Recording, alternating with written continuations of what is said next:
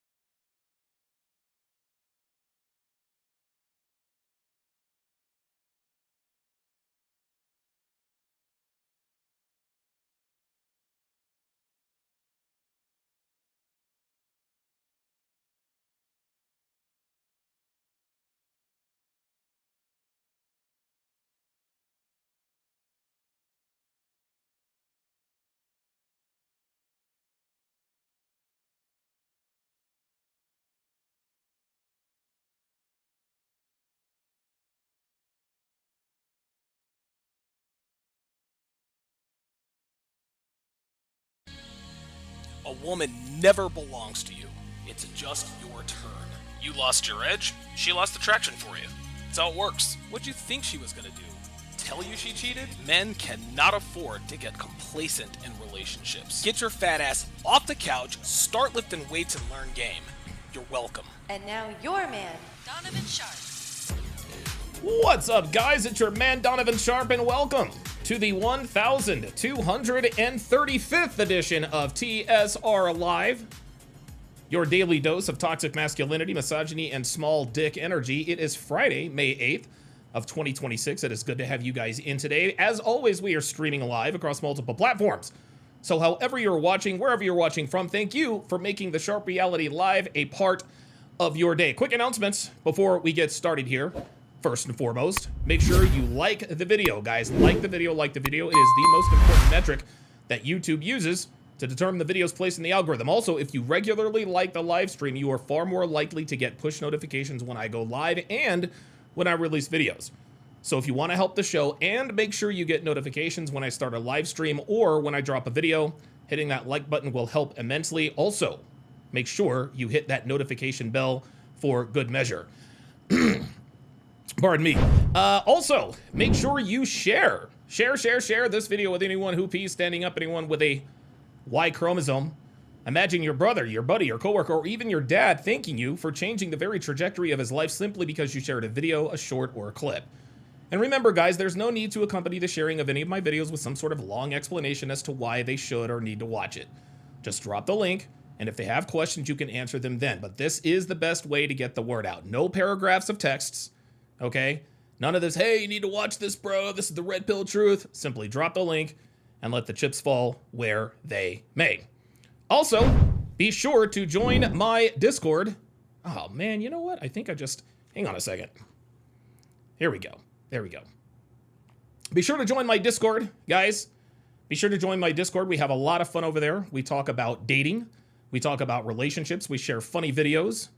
We share memes. We talk about current events, the whole nine. Discord is definitely the platform you need to join us on if you want to communicate with the family on a regular basis. So if you have any videos to share, ideas to bounce off me and the guys, or if you're just looking for a community of like-minded men, join our Discord. Link in description.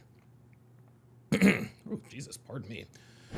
Also, if you like the content, if you get something out of my videos, if you learn from my live streams, shoot your boy a Cash App. This way you support the show directly. Just go to $Donovan Sharp on Cash App, or you can scan the QR code if it's on the screen. Not really sure how you would do that, but do it anyway. Now, you will see my legal name, which is Edwin Hopkins, but I can assure you that it is me, Donovan Sharp. Also, keep in mind that every Cash App over the amount of $10 gets one of these bad boys. $Donovan Sharp, $Donovan Sharp. Guys, make sure you follow me all over social media. I am on Instagram, I'm on Facebook, I'm on X, Snapchat, and still on TikTok. You can find all of the links to my social media pages in the description of my YouTube page. Make sure you also follow me on Rumble. Rumble is where I do all of my not safe for YouTube content, like my dating show breakdowns, my movie breakdowns, my sports watch-alongs, and so forth. Rumble is where I stream my premium Patreon content, so if you want to join the fun, get educated, and watch my most impactful content live, follow me on rumble.com/Donovan Sharp. And finally, if you want the best dating wisdom on the net, go to datingwisdom.net. There you will find all of my books and courses. From my 5-part 7-hour audio course, How to Build a Quality Woman from the Ground Up, to my 25-hour course on dating and relationships, to my signature series, Womanese 101, you will find quite literally everything you need to dominate the dating market here in the 2020s. Maybe, you know what? Maybe if ABBA and or Preach wants to get a hold of this content, because clearly they need it, maybe I'll do like a promo code ABBA for them. I don't know. We'll see. Who knows? So go to datingwisdom.net if you are looking for real-world actionable advice and step-by-step guidance in terms of how to navigate today's dating and relationship landscape without having to end up like ABBA. Okay, it is time to do our daily age and location check. So, if you would, put your age and location in the chat. Myself and everyone in here would greatly appreciate it. So, for example, I would type in 48/Reno, just like you see in the chat. The reason we do this is because if you're here, there is a better than average chance that you think the way we do here at TSR Towers, but you also understand how difficult it is to meet like-minded people who share our beliefs. Well, by putting your age and location in the chat, you alert people here who might live in your proximity that you are watching. You never know. Someone could be watching from your city, your neighborhood, your street, your block, maybe even in your own building. So this check is how we build communities of like-minded people. So put your age and location in the chat if you are interested in building relationships with people who think the way we do. All right, that is going to be it for announcements, but as you know, it's Friday, which means I'm going to give you guys my 3 unbreakable Friday night rules for those of you who are still out here in these streets running game on these hoes, building harems and chasing ass. Rule number 1, do not smash her raw. ABBA, are you listening? Rule number 1, ABBA, do not smash her raw. Wrap your ding-a-ling, use a condom. Rule number 2, do not drive drunk, call an Uber. Rule number 3, send her a text and tell her how much you enjoyed hanging out with her right after she leaves your place or after you leave her place. Do not wait until the next morning. The reason why I give you guys these 3 weekend rules is because when you chase women, there are quite a few pitfalls that can turn your life completely upside down if you are not aware of them and do not plan accordingly. But there are 3 pitfalls in particular that will almost instantly destroy your life, not to mention setting you back financially, which can severely handicap your progress and eventual success. Now, the first one's obvious, knocking up a bitch who belongs to the streets. The second one is a DUI or a DWI. And the third and most detrimental trap is the false rape accusation. Now, most of us have heard the old proverb, an ounce of prevention is worth a pound of cure. We've all heard that before. Pardon me. Well, in most, listen, man, in most cases, that is absolutely true. But given the current dating climate in 2026, an ounce of prevention is worth a hell of a lot more than that. How about 18 years of child support, at least 5 figures in attorney's fees? Not to mention having your driver license suspended and being dragged into court on a false rape accusation where you will most assuredly be presumed guilty till proven innocent. Those are all probably worth somewhere in the neighborhood of, I don't know, $250,000. You have to ask yourselves this, guys, is 18 years of child support or massive embarrassment, ABBA, really worth blasting your load in her because sex feels so much better without a condom? Is losing your license and having to pay attorney's fees into the tens of thousands of dollars worth driving drunk? Is having your name, your reputation, and your career completely destroyed worth being too lazy to send whatever her name was that short text to establish consent? I'd like to think I know the answer, but we see and we hear stories all day, every day about men who get caught up in these impossible situations because they did not protect themselves and use common sense when dealing with modern women, ABBA. Yeah. If you wrap your dingling, smash, then put hot sauce in the condom, ABBA, before you flush it down the toilet, you got nothing to worry about. If you call an Uber to take you home rather than driving drunk, you've got nothing to worry about. If you send her the smash after text, you drastically decrease the odds of being a victim of a false rape accusation. You decrease your odds substantially more by installing cameras at your place and recording everything. At least ABBA recorded after he figured out that she was recording, but hey, better late than never. So to my players, my womanizers, my thought chasers, be smart out there tonight, guys. Wrap up, call an Uber, and text her that you had a great time after she leaves. Don't wait till the next morning because a lot can happen during that time. Make sure you send it right after she leaves and not a minute after. Boy, oh boy, oh boy. We have got a hell of a show in store for you guys today. You guys know that I normally mess with the colors in the background. And I had thought about just maybe like a blue background or something like that. But I said, nah. ABBA has been red-pilled. He's been red-pilled. He might not realize it or know it yet, and he probably will never admit it, but he's been red-pilled. So I decided to go for the red. You guys know how that goes. Shout out to Edward Cross with the $20 Cash App. He says, cook this kid. Absolutely. Yep. Absolutely. All right, let's jump up here and do our age and location checks, and we will jump right into this. Okay. Dr. B84 says, bring the sides for the barbecue cooking today, fellas. Uh-huh. Yep. You know it. You know it. Dr. Who Design says, I started watching Myron's video this morning, but then I thought, I'll just wait and see the DS version whenever he streams. This is going to be a good one. Yeah, dude, Myron absolutely cooked. Jesus Christ. Ay. Dr. B84 says, ABBA is getting his bitch ass cooked on YouTube. There are a lot of videos about this already. Well, listen, I'm not surprised, right? I'm not surprised that people are cooking him, right? Like, listen, man, when you make a living literally just trashing other people from on high in your temple of morality, this is what's going to happen. This is what's going to happen. The guy, they have no friends. The guy even turned on Destiny. He even turned on Destiny. And Destiny still defended him, which is... Didn't really defend him, but Destiny pointed out the obvious. He pointed out the obvious in his video, because Destiny 2 has also been red-pilled. It's interesting. It's interesting. These guys are getting red-pilled here in real time. They will never, ever, ever admit, okay, we might not like these guys. We might call them misogynists and small dicks and all this other kind of stuff, but these guys are kind of right. Guys, we get proven right again and again and again. We are always right. We're always right. Ay. King Life says, I told Myron a long time ago, let them talk. They will show you who they really are, and it's all coming to fruition. They burned every bridge they had, made hit pieces, trying to destroy others. There you go. There you go. There it is. There it is. Like, dude, this is what happens. This is what happens. It happened to Anthony Johnson. He burned all his bridges. And he didn't have some big scandal, but eventually he went broke, went out of business because he didn't have any allies. This is what happens.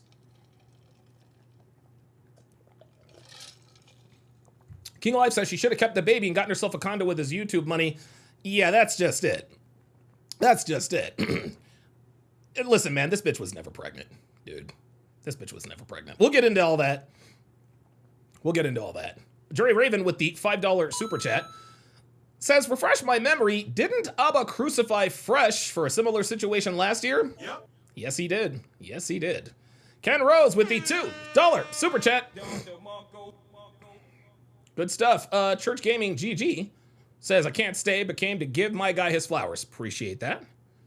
Saber89, welcome to Chat Privilege. I'm sorry, member for 19 months says, what's up, Sharp? How's it been? It's been good. It's been very, very good.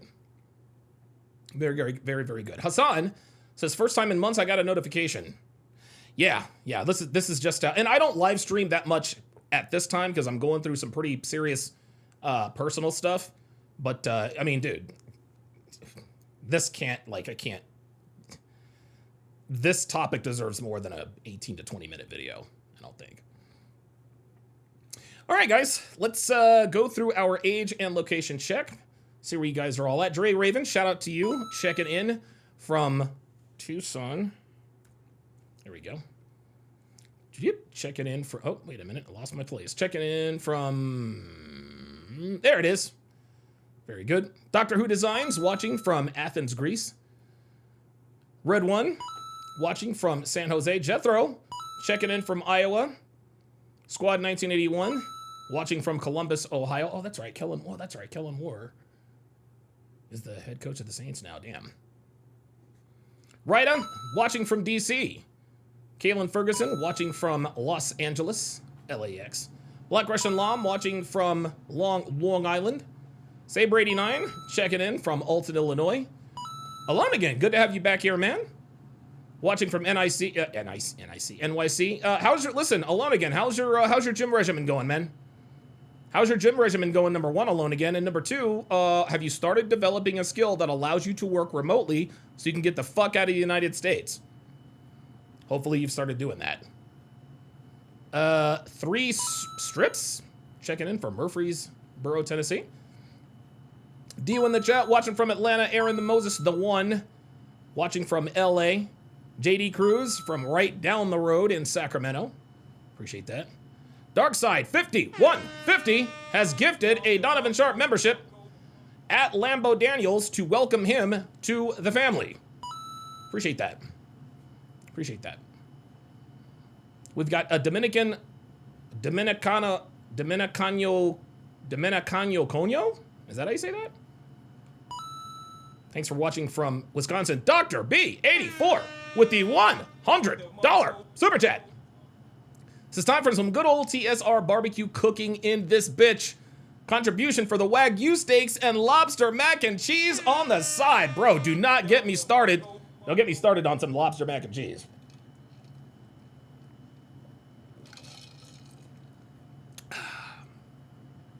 Alone again says, was your background a green screen this whole time? No. This is real. This is not like this is like this is really where I am. This is really where I am. This is really where I am. JF says, well, open up says the tables have turned. Let's check over on a Rumble. Oops, sorry about that. Jordan is Royal says, fuck Abba and preach. Absolutely. Bad Sneaker says, Bad Sneakers checking in from Northwest Missouri. Appreciate that. Species 666 watching from Kansas. Black Scorpio watching from NorCal, Northern California. You're right down the road. JD Bocanegra says, go Spurs. He's 42 and in San Antonio. Shout out to 19 Shane watching from Louisville, Kentucky. Good stuff. Absolutely. Johnny Green watching from Chicago. Phoenix Light Games checking in from Coral Springs, Florida. X Gunner watching from beautiful San Diego. Aussie World checking in from Gainesville, Texas. SSS 506 checking in from the Big Easy. Adele watching from across the pond in the United Kingdom.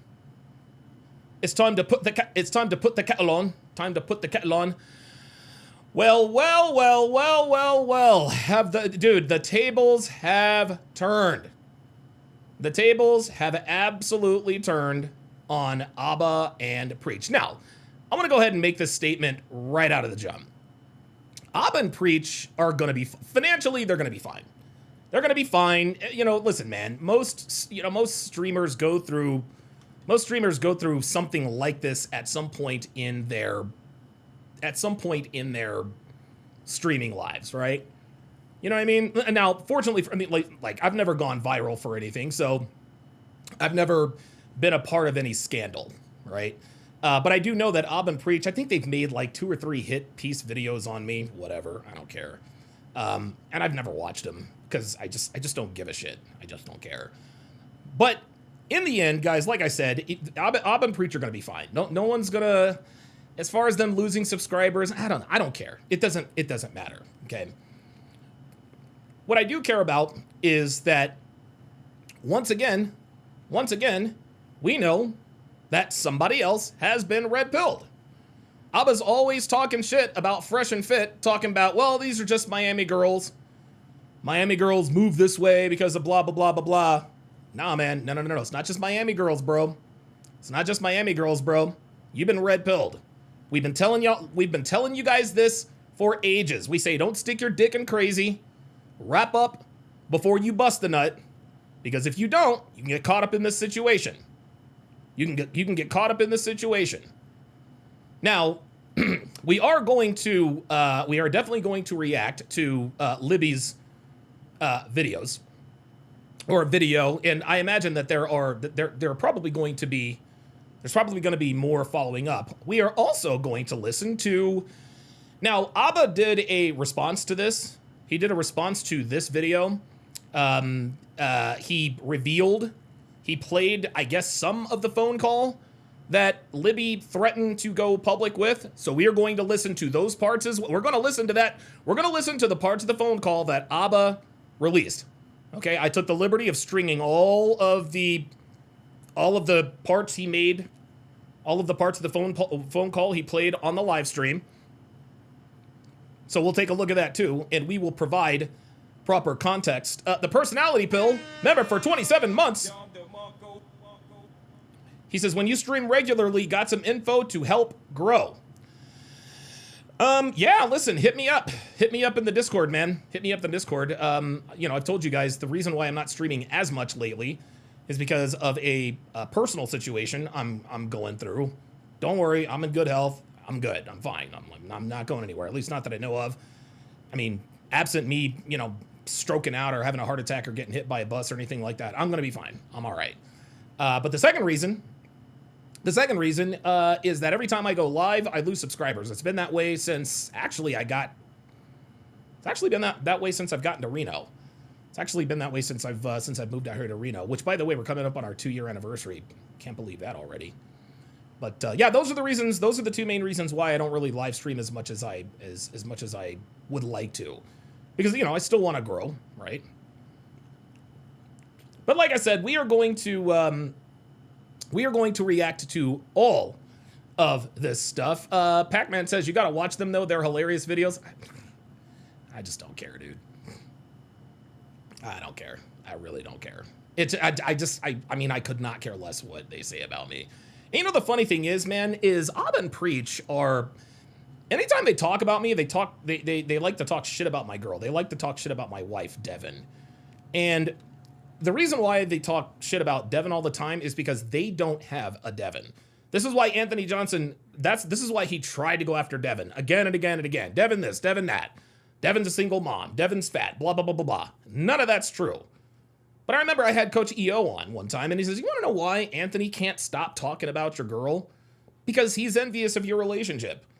Guys, other than Rollo Tomasi and maybe some other guys, I'm the only dude who has, I've been with Devin since the beginning of my whole manosphere thing.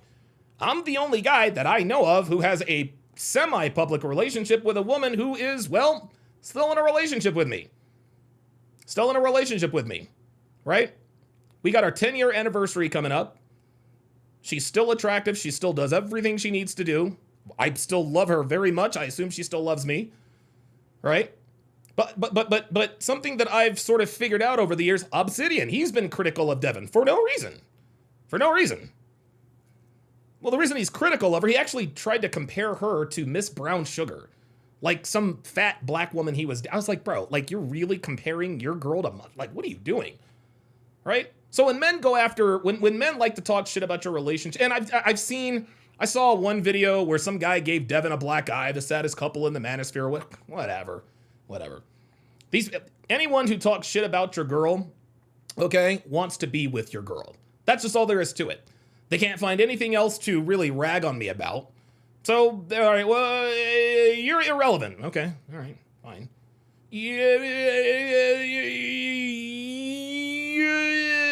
Your girl's ugly. Okay, that's fine. That's what you want to think. You know, that goes.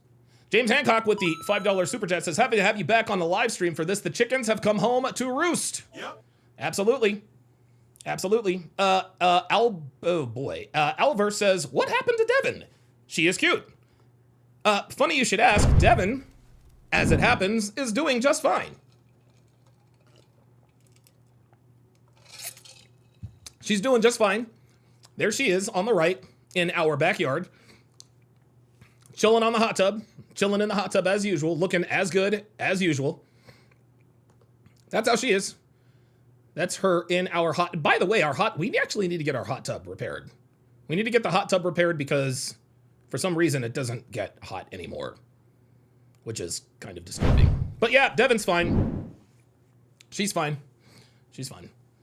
Alone Again says, is Devin's ex-husband still up here? Man, of course he is, bro. Dude, oh my God, bro. I'm starting to think Devin's husband might have a crush on me.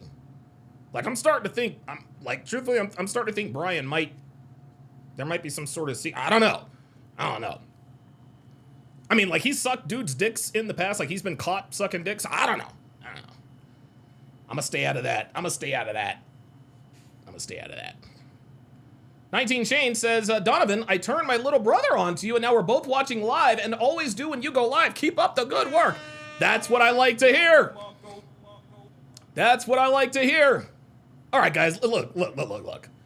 Let me quit long stroking you. Look. I'm not trying to be the lead attorney up in this bitch.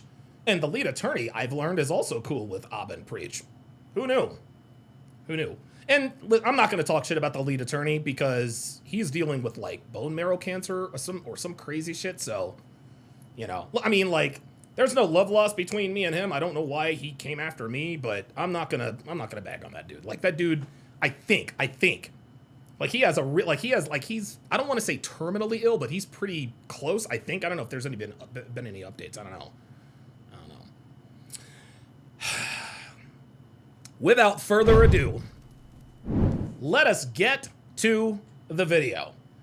So, this, of course, is Libby, whatever the fuck her last name is. And, well, I'm going to let her tell her story. And like I said, after I react to this and get you guys' thoughts on this as well, I'm also going to, like I said, I've got the Abba and Libby phone call.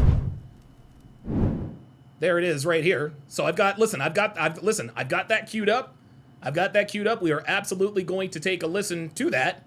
But for now, we're going to hear Libby's side of the story. S Notice with the $20 super chat says, glad to have you back on the live stream. To quote Myron's reaction video yesterday, well, let the roasting begin. Let's go. Let's get it. And listen, man, look, Abba and Preach, they can talk all the shit they want about me. You can talk all the shit you want about me. Yo, I will never be in the news about some bitch that I dealt with or my girl being out of pocket. Nuh-uh. No, sir. This is why we teach what we teach, guys.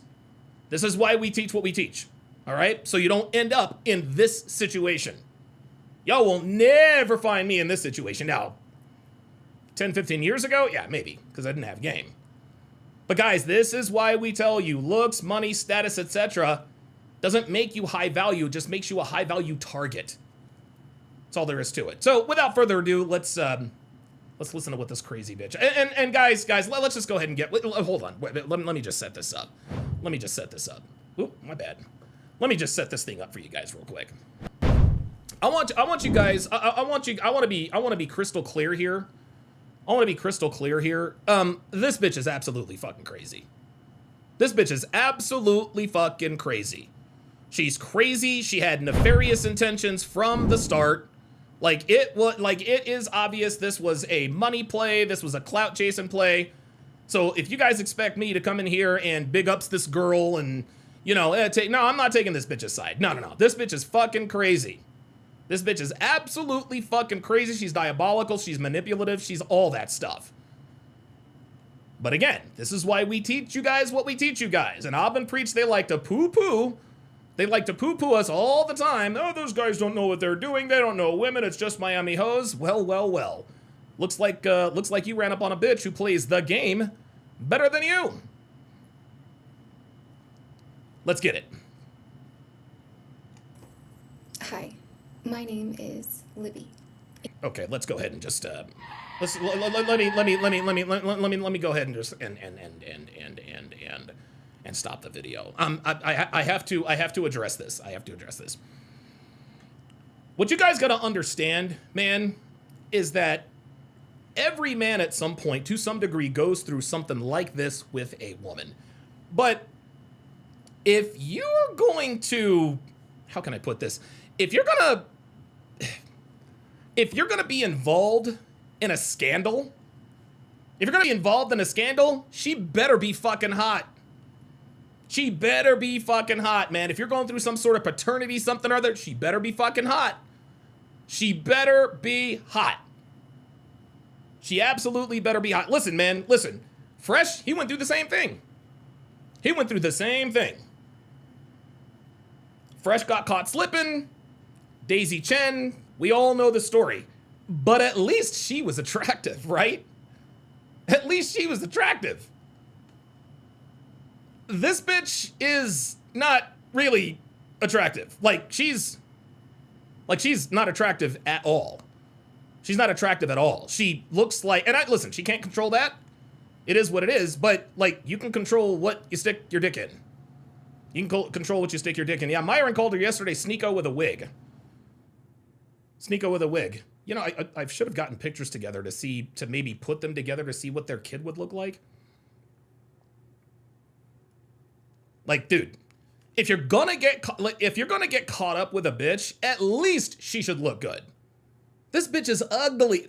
I will give her this. She does have nice hair. She does have really, really nice hair. Okay? This bitch is ugly as homemade sin. Oh, well, Ali the Great says what? She's fine. Oh, okay. Well, oh, damn. All right. Well, you know what? I'll tell you what. Maybe you guys don't share my scent. Let me start a poll. Is Sneeka sexually attractive? Because listen, I don't know, maybe it's me. I'm not really into Asian girls or whatever. You know what I'm saying? But yeah, it is what it is, right? X Pac-Man X says DS is delusional, fam. Dead ass delusional and corny. Okay, maybe, but you're in here, aren't you? Okay, I might be delusional and I might be corny. Nah, I'm not. I'm a man. I'm not delusional. Corny, maybe. Listen to the way I talk, right? And if you think I'm delusional, that's fine, whatever. And corny, that's cool. Okay, but you're here. Thanks for watching. Thanks for engaging. And I was a girlfriend of Abba from Abba and Preach. We were together for 5 months and involved with each other for about 8 months total, but 5 months of that was a serious, committed relationship. I know when someone thinks 5 months, they think what can really happen in 5 months, but I think most would agree the first 5 months of a relationship can feel very intense and be filled with a lot of love. Oh my God, 5 months can be very intense and filled with a lot of love. Right off the bat, guys. I don't know how to describe a woman like this other than maybe a stage 5 clinger. You guys ever seen The Wedding Singer? The Wedding Singer, Jesus fucking Christ. The Wedding Crashers. Oh my God, Jesus Christ. Sorry about that. My bad. I misspoke. Wedding crashers. She's like a stage 5 clinger. Like, you can tell she's crazy. 5 months filled with love, and it was a what? Bitch, 5 months? 5 months is like 5 minutes. What are we doing? That means you can feel the opposite of that intensity if things are not aligning or if things are not compatible. I'm going to be talking about a pregnancy in which ABBA yes, absolutely. Somebody actually just hold on. There it is. Omar Simpson says he committed to her that fast. Yes, that was another L for ABBA. That's another L for ABBA. That's another L for ABBA. He made this bitch his girlfriend in, she said 5 months, 8 months. So she said they were together for 5 months, involved with each other for 8 months. This dude made this crazy fucking bitch his girlfriend 3 months after he met her. Guys, 3 months after he met her. That's not the way to do it. This is why we teach you guys what class? You must vet a woman for a period of no less than 1 calendar year before you even think about committing. ABBA said, ooh, there's a girl here's a woman I don't have to pay for sex. Because, you know, ABBA, they like to pay for box. ABBA pays for box. Like he buys, like he has openly said that there's nothing wrong with working girls, right? If I want the sushi, I go to the sushi place. If I want sex, I go to the sex place. So ABBA finally got a girl to have sex with him without having to pay her money. And he's like, you know what? I'm going to put a ring on it. I'm going to make this bitch my, well, maybe not put a ring on. I'm going to make this bitch my girl. This is what tells you, again, that ABBA is game goofy. He has no idea what he is doing with women. No clue. What are you doing making a woman your girlfriend 3 months into fucking her? What are you doing? Nope. Rashad Clark with the $20 super chat. He says, well. After all the trash talking from them, the tables have turned. Don't feel sorry for them one bit. They deserve what comes to them. Congrats on your 10-year anniversary, Donovan. Appreciate that. Appreciate that very, very much. Appreciate that very, very much. James Hancock with the $2 super chat says, 5 months filling her with a lot of, quote, love. It was a lot of something. And I'm going to tell you guys why we know this bitch was never pregnant. Ken Rose with the $5 Rumble Rant says, I'm surprised there isn't a class action defamation suit against Alina and Peach. All the deliberate misrepresentation, slanders, and betrayals against other YouTubers and influencers. I mean, you're right. Ken. It's just not worth it to me. It's just not worth it. Listen, it's how they make their living. Man. It's how they make their living. And one thing I will give ABBA and Preach credit for, they were on the downswing. And they figured out after they visited Fresh and Fit, they're like, okay, you know how we can stay relevant and stay on top? We can just make an enemy out of Fresh and Fit. We'll never run out of content.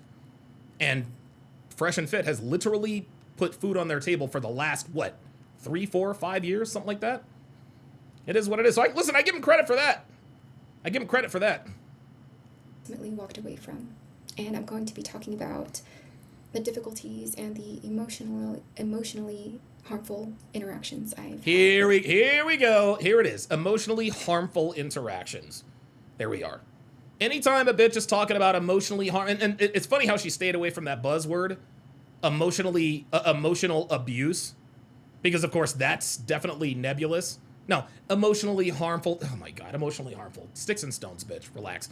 Danny Gonzalez has gifted one Donovan Sharp membership at Abe Martinez to welcome him, I assume, to the TSR family. At Abe Martinez to welcome him. Let me end this poll and see what you guys decided. ABBA. I want to acknowledge something up front, and that is I know exactly who I'm speaking about.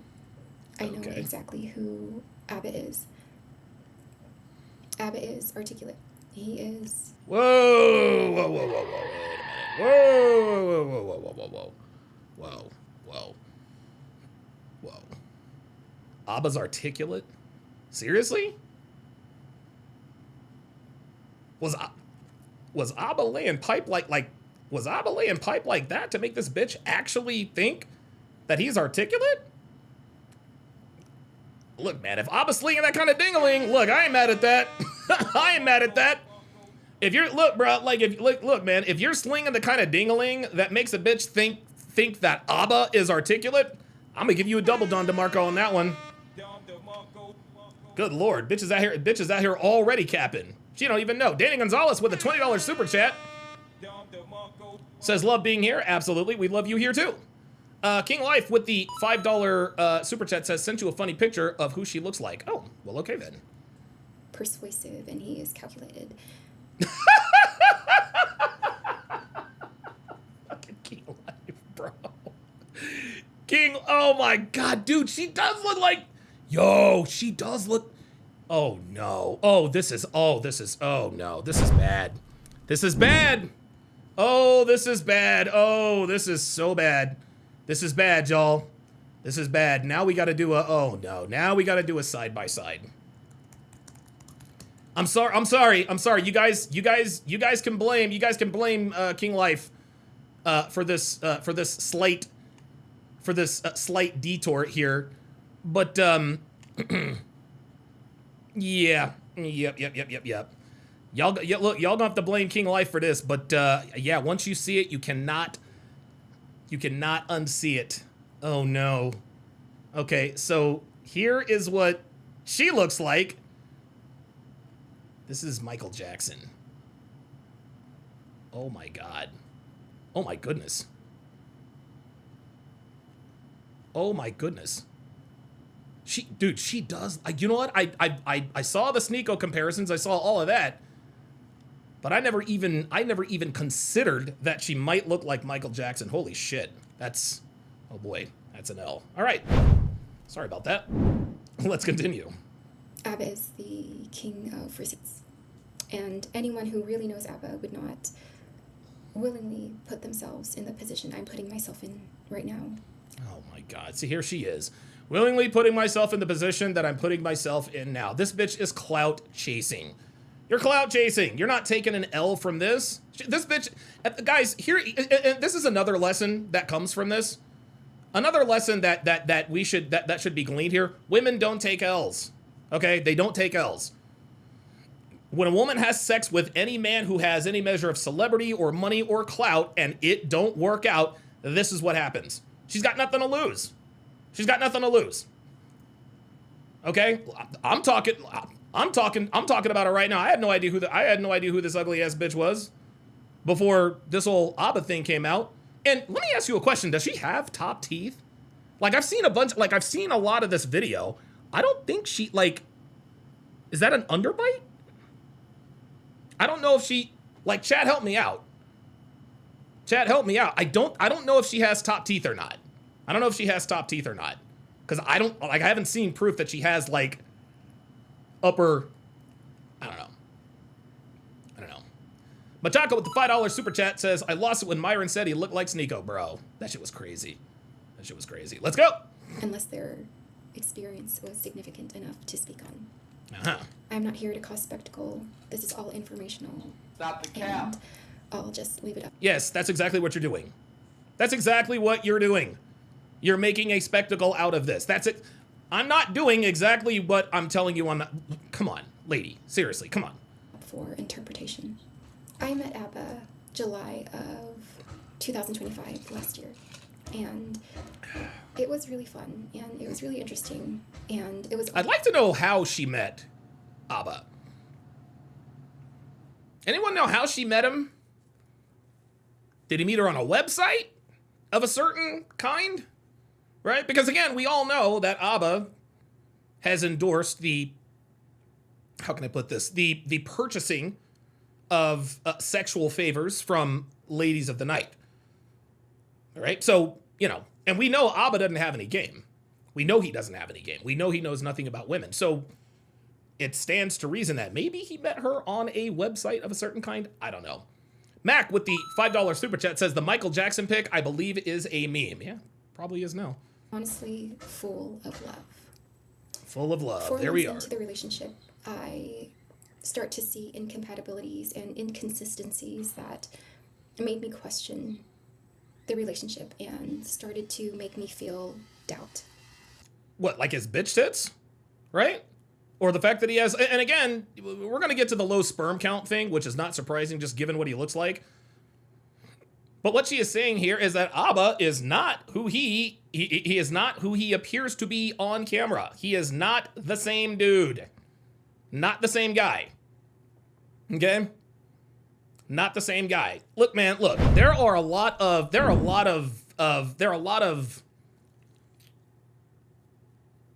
bad actors out there, for sure. Abba's 100% one of them. 100% one of them. Here this woman is telling us what we in this corner of the internet already knew about him. We knew, this guy talks about having morals and integrity and all that other kind of stuff. Meanwhile, you're sticking your dick in crazy and blasting it in raw, which is fucking nuts to me. Holy smokes. Dr. B84 with a $10 super chat. My man says, got a light-skinned friend, look like Michael Jackson. Damn. You guys are cooking today. Let's get it. Ironically, as I started to feel those doubts, I found out I was pregnant. Oh, uh-oh. I was very nervous, but I knew I wanted to keep the child. And there we go. I was nervous, but I knew I wanted to keep the child. And the reason why she wanted to keep the child has nothing to do with the actual child. No, the reason why she wanted to keep the child is because it was Abba's. That's it. That's it. That's it. This woman got pregnant. This woman trapped Abba. You know what? Let me just go ahead and clear this up. Let me make one thing clear here, guys. This woman was never pregnant. Okay? This woman was never pregnant. And the reason I know that she was never pregnant is because she did end up getting the abortion, number one. Number two, or supposedly got the abortion, number one. Number two, Abba has a low sperm count. He has a low sperm count. You're not knocking up bitches with a low sperm count. And if you have a low sperm count, you have low libido, low test. You're not knocking a bitch up like that. You're not knocking a bitch up like that. If this woman was pregnant, it probably wasn't Abba's kid. But here and the Abba and preach guy, yeah, that's true. Never his kid. Oh no. No, that makes you look worse, you idiot. This woman literally tricked you into thinking she was carrying your child. I don't think, guys, that's what makes this crazy. Abba really and truly believes that he knocked the bitch up. He really believed that he knocked this bitch up. This bitch has such great girl game. She has such great girl game. She actually talked this idiot. She convinced this idiot that she was pregnant with his child. No, Abba, my guy, she was never pregnant with your child, bro. Well, she showed me a positive pregnancy test. Dude, did she show you a positive DNA test? Nope. Yeah, I didn't think so. If this woman was pregnant, it absolutely positively was not Abba's child. And that's one of the major L's here, is that Abba fell for it. He talks all this shit about how she blackmailed him and this and that and the other. Well, it's not blackmail unless the person being blackmailed thinks or knows it's true. Abba thought it was true. That's why he keeps saying, well, she blackmailed me. Bro, you can't get blackmailed unless you think it's true. And the fact that Abba thought that this woman was actually pregnant with his child, that is an absolute travesty. That's an absolute travesty. And oh, by the way, this is exactly the same thing. Like Dr. B84 says, Daisy 2.0 basically. Yep. Daisy Chen was never pregnant. I told you guys 2 weeks before that whole thing exploded or came to an end. I told you guys she's gonna get the abortion because she's not pregnant. You'll make me pregnant. You'll make me pregnant. Da da da. You make me pregnant. Da da da da da da da da. She was never pregnant. Ever. Because if she were, she would have had the kid. Fresh is a multi-millionaire. Why would you just get rid of a bag like that? Well, it's the same thing with this girl. She knows Abba has money. That's why she tricked him into thinking that she was pregnant. That's why.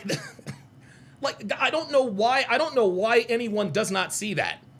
You got a dude with bitch tits, fucking a dude who looks like Michael Jackson literally right now, and you believe that she was pregnant with your child because she told you? This is why we tell you, gentlemen, do not believe these bitches. Don't believe all women. Abba's lack of game, his lack of knowledge and understanding about the way modern women really operate and the way they move. If he understood this, he would never have fallen for this age-old trick. I'm pregnant. Seriously? Abba, what are we doing? You actually believed her? James A. Sharp, no relation, $5 super chat says, I knew this was going to happen. He is reaping what he has sowed. His buddy Screech is next. We'll see. Let's continue. I told Abba about the pregnancy, and he was actually very supportive. He was really excited. Yeah. He always talked about how much he wanted children, and he said he was sure about the pregnancy, and he said that he was always very sure about me. He said he was sure about the pregnancy and that he was always sure about her. Oh, no. The reason why Abba was excited when she told him she was pregnant is because Abba's got a low sperm count. He knows he has a low sperm count. He's like, oh, shit. I thought I was shooting blanks in this motherfucker. I guess I am shooting live bullets. That's the only reason he was, quote, excited about this in the first place. He knows he's not. He knows he is firing. These are real bullets in his mind. Her saying that she is pregnant with his child validates. And see, this is funny. Abba thinks that other people are going to think that she was actually pregnant with his child. No, you're not that lucky, bro. You are not that lucky, man. Sorry. I, however, did not feel sure about Abba. That's the construction. I started to see some core fundamental differences with our values, our lifestyle, and especially how Abba handled things emotionally and how he handled things communicatively. As time goes on, during the pregnancy, I feel even more anxious and more nervous. And I think I start to confuse my anxiousness with being with Abba or moving forward with Abba with my confusion and anxiousness with the pregnancy and if I wanted to continue the pregnancy or not. And terminating the pregnancy was never in the question. It was something I never wanted to do. But Of course, and again, I want to make this clear. The reason why she is telling us that terminating the pregnancy was never a question is she too is now trying to play the moral high ground card. This is a human life. It was never a question, blah, blah, blah, blah, blah. Then why didn't you have the kid? Again, guys, this is why I know she was never pregnant. This is why I know she was never pregnant with his kid. Because if she were really pregnant with his kid, she would have had the child. If you loved this man so much, you know he's got money, you know he's got influence, you know he's got a measure of celebrity. You having that kid gives you an instant bag. Girls are a lot of things. Stupid ain't one of them.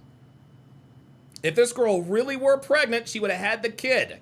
This is why we knew Daisy was never pregnant, because she got the abortion. No, the reason why she's telling us that it was never a question. It was never a question as to whether or not I wanted to keep the kid. She wants us to think, again, that she is doing the moral thing. I wanted to have the kid because I loved him, and it's the right thing to do. No, Cap. Not the Cap. No, you wanted to have the kid because you wanted the bag. Time kept going in the relationship. I still felt like it was pretty rocky. And I talked to Abba and I said, maybe an abortion is something we should do, even if that isn't what I wanted at all. And wait, what did she say? Hold on a second. Hold up. Wait a minute. I didn't catch that part last time. I still felt like it was pretty rocky. Mm-hmm. And I talked to Abba and I said, maybe an abortion is something we should do, even if that isn't what I wanted at all.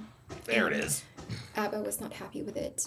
Abba was quite disappointed, and he tried to support the decision as much as he could, but you can Okay, so let me get this straight. She said she was thinking about getting an... Wait a minute. He was Hold up. and I talked to Abba and I said maybe an abortion is. That's the thing. I can't decipher whether she said I talked to Abba and I said or and he said. Let me put up the captions because I can't understand it. Did she say it or did he say it? Talked to Abba and I said maybe an abortion is something we should do, even if that isn't what I wanted at all. And even if that isn't what I wanted at all. So now I'm a little bit confused as to who mentioned the abortion first. And Abba was not happy with it. Abba was quite disappointed, and he tried to support the decision as much as he could, but you can tell that he was struggling with it a little bit. We make our first appointment for the abortion.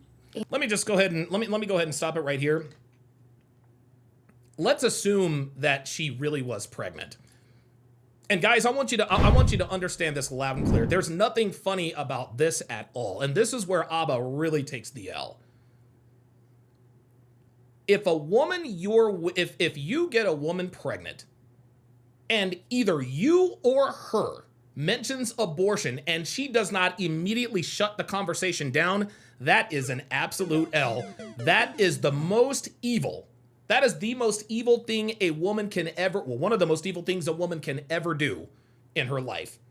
To terminate a pregnancy, to unalive someone before they're born is diabolical.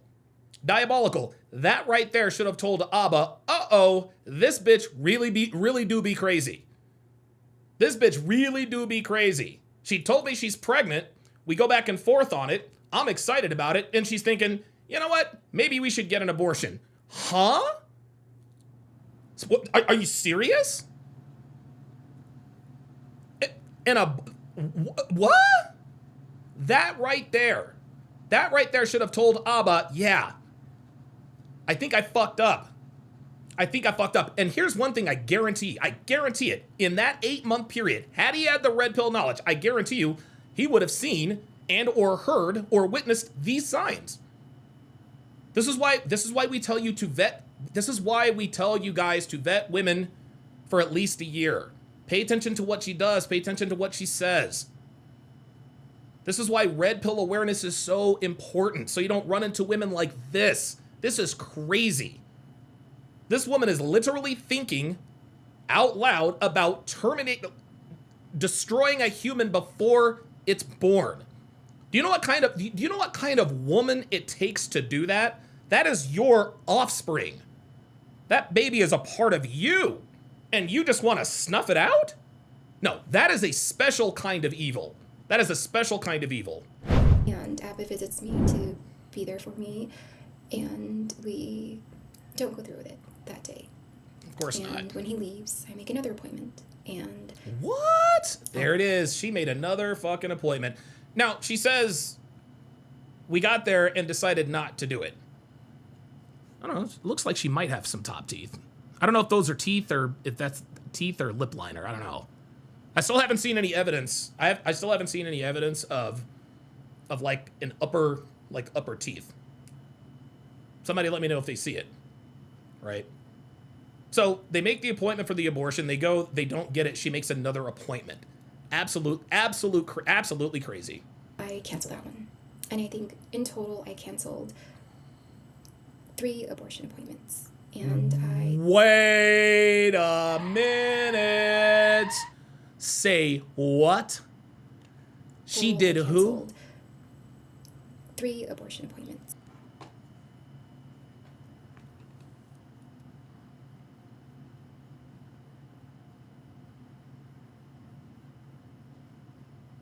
This bitch canceled 3 abortion appointments, which means she made 4 abortion appointments, guys. The first abortion appointment, she said she went with Abba. They didn't go through with it. Then she made 3 more and canceled them all. Are we beginning to understand who and what this woman is? Again, I will go back to this. This is why we teach what we teach, so that you do not, so you are not victimized by women like this. This woman not only, again, assuming she was pregnant, and I don't think that she was. I don't think she ever was. But assuming she's pregnant, this woman made 4 abortion appointments. 4 abortion appointments. Here's another question. Was there any evidence that she was actually pregnant? Like, you know, like this is something else that makes me think that she was never pregnant. She scheduled 4 abortion appointments and didn't get it done. Right? And I'm assuming before you actually go to get the abortion, they have to make sure you're pregnant, right? Right? Stands there like, are we, I mean, they got to know, hey, if we're going to go in there, we got to know what we're going in there for, right? Did it ever occur to Abba that the reason why she didn't go to these abortion appointments because maybe she wasn't pregnant? Did it ever occur to Abba that the reason she made 4 abortion appointments and never went, that it was because she was lying about being pregnant? Well, I mean, like, again, this woman tells you she's pregnant. You believe her. You go with her to get the abortion. I don't want to do it. Where's Abba, my guy? Now I'm talking to you. How do you know she was even pregnant in the first place? That's an L. That is an L. Dude, this dude almost got baby trapped. This dude almost got baby trapped with a low sperm count and no pregnancy. And he wants to tell us that we don't know what the fuck we're talking about? Ay, ay, ay. And I think, maybe I should give it more time and see if my feelings change. And so I set an appointment for after the trip I had planned to Montreal. For what? To visit Abba. Oh my God. I visit Abba in Montreal and we get into our biggest fight. And Oh, this no. was a real turning point for me. And I know it's hard to imagine Abba upset, but he does get there. No, it's very easy to imagine Abba upset. Abba is not this stoic, cool, calm, collected individual that he portrays himself to be. Okay? This is another falsehood of his online identity. The reason why you guys like and follow me is because I am the same guy on and off the camera. I look the same, I talk the same, I have the same everything. The same everything. Okay? I have Frank Castled 3 women from my events. 3. Like, I don't just talk about this shit. I live this shit. Abba doesn't live this shit. He talks all this stuff about how he is honorable and moral in this. Huh? Ay, ay, ay, ay, ay. And not only does he get there, he goes past the point of the threshold of where anger should stop. Oh, please. Abba. Is this bitch really trying to convince us that guys, Abba's not scary? This poor girl. Did you really think Abba was scary, sweetie? Oh, Abba was so scary. Seriously? I'm going to go out on a limb here and say, sweetheart, like, baby, you were never in danger. You were never in danger, all right? Abba's just like Jay-Z said. You know the type, loud as a motorbike, but wouldn't bust a grape in a fruit fight. That's who that nigga is. Abba's all bark and no bite. He's like my dog, Fernando.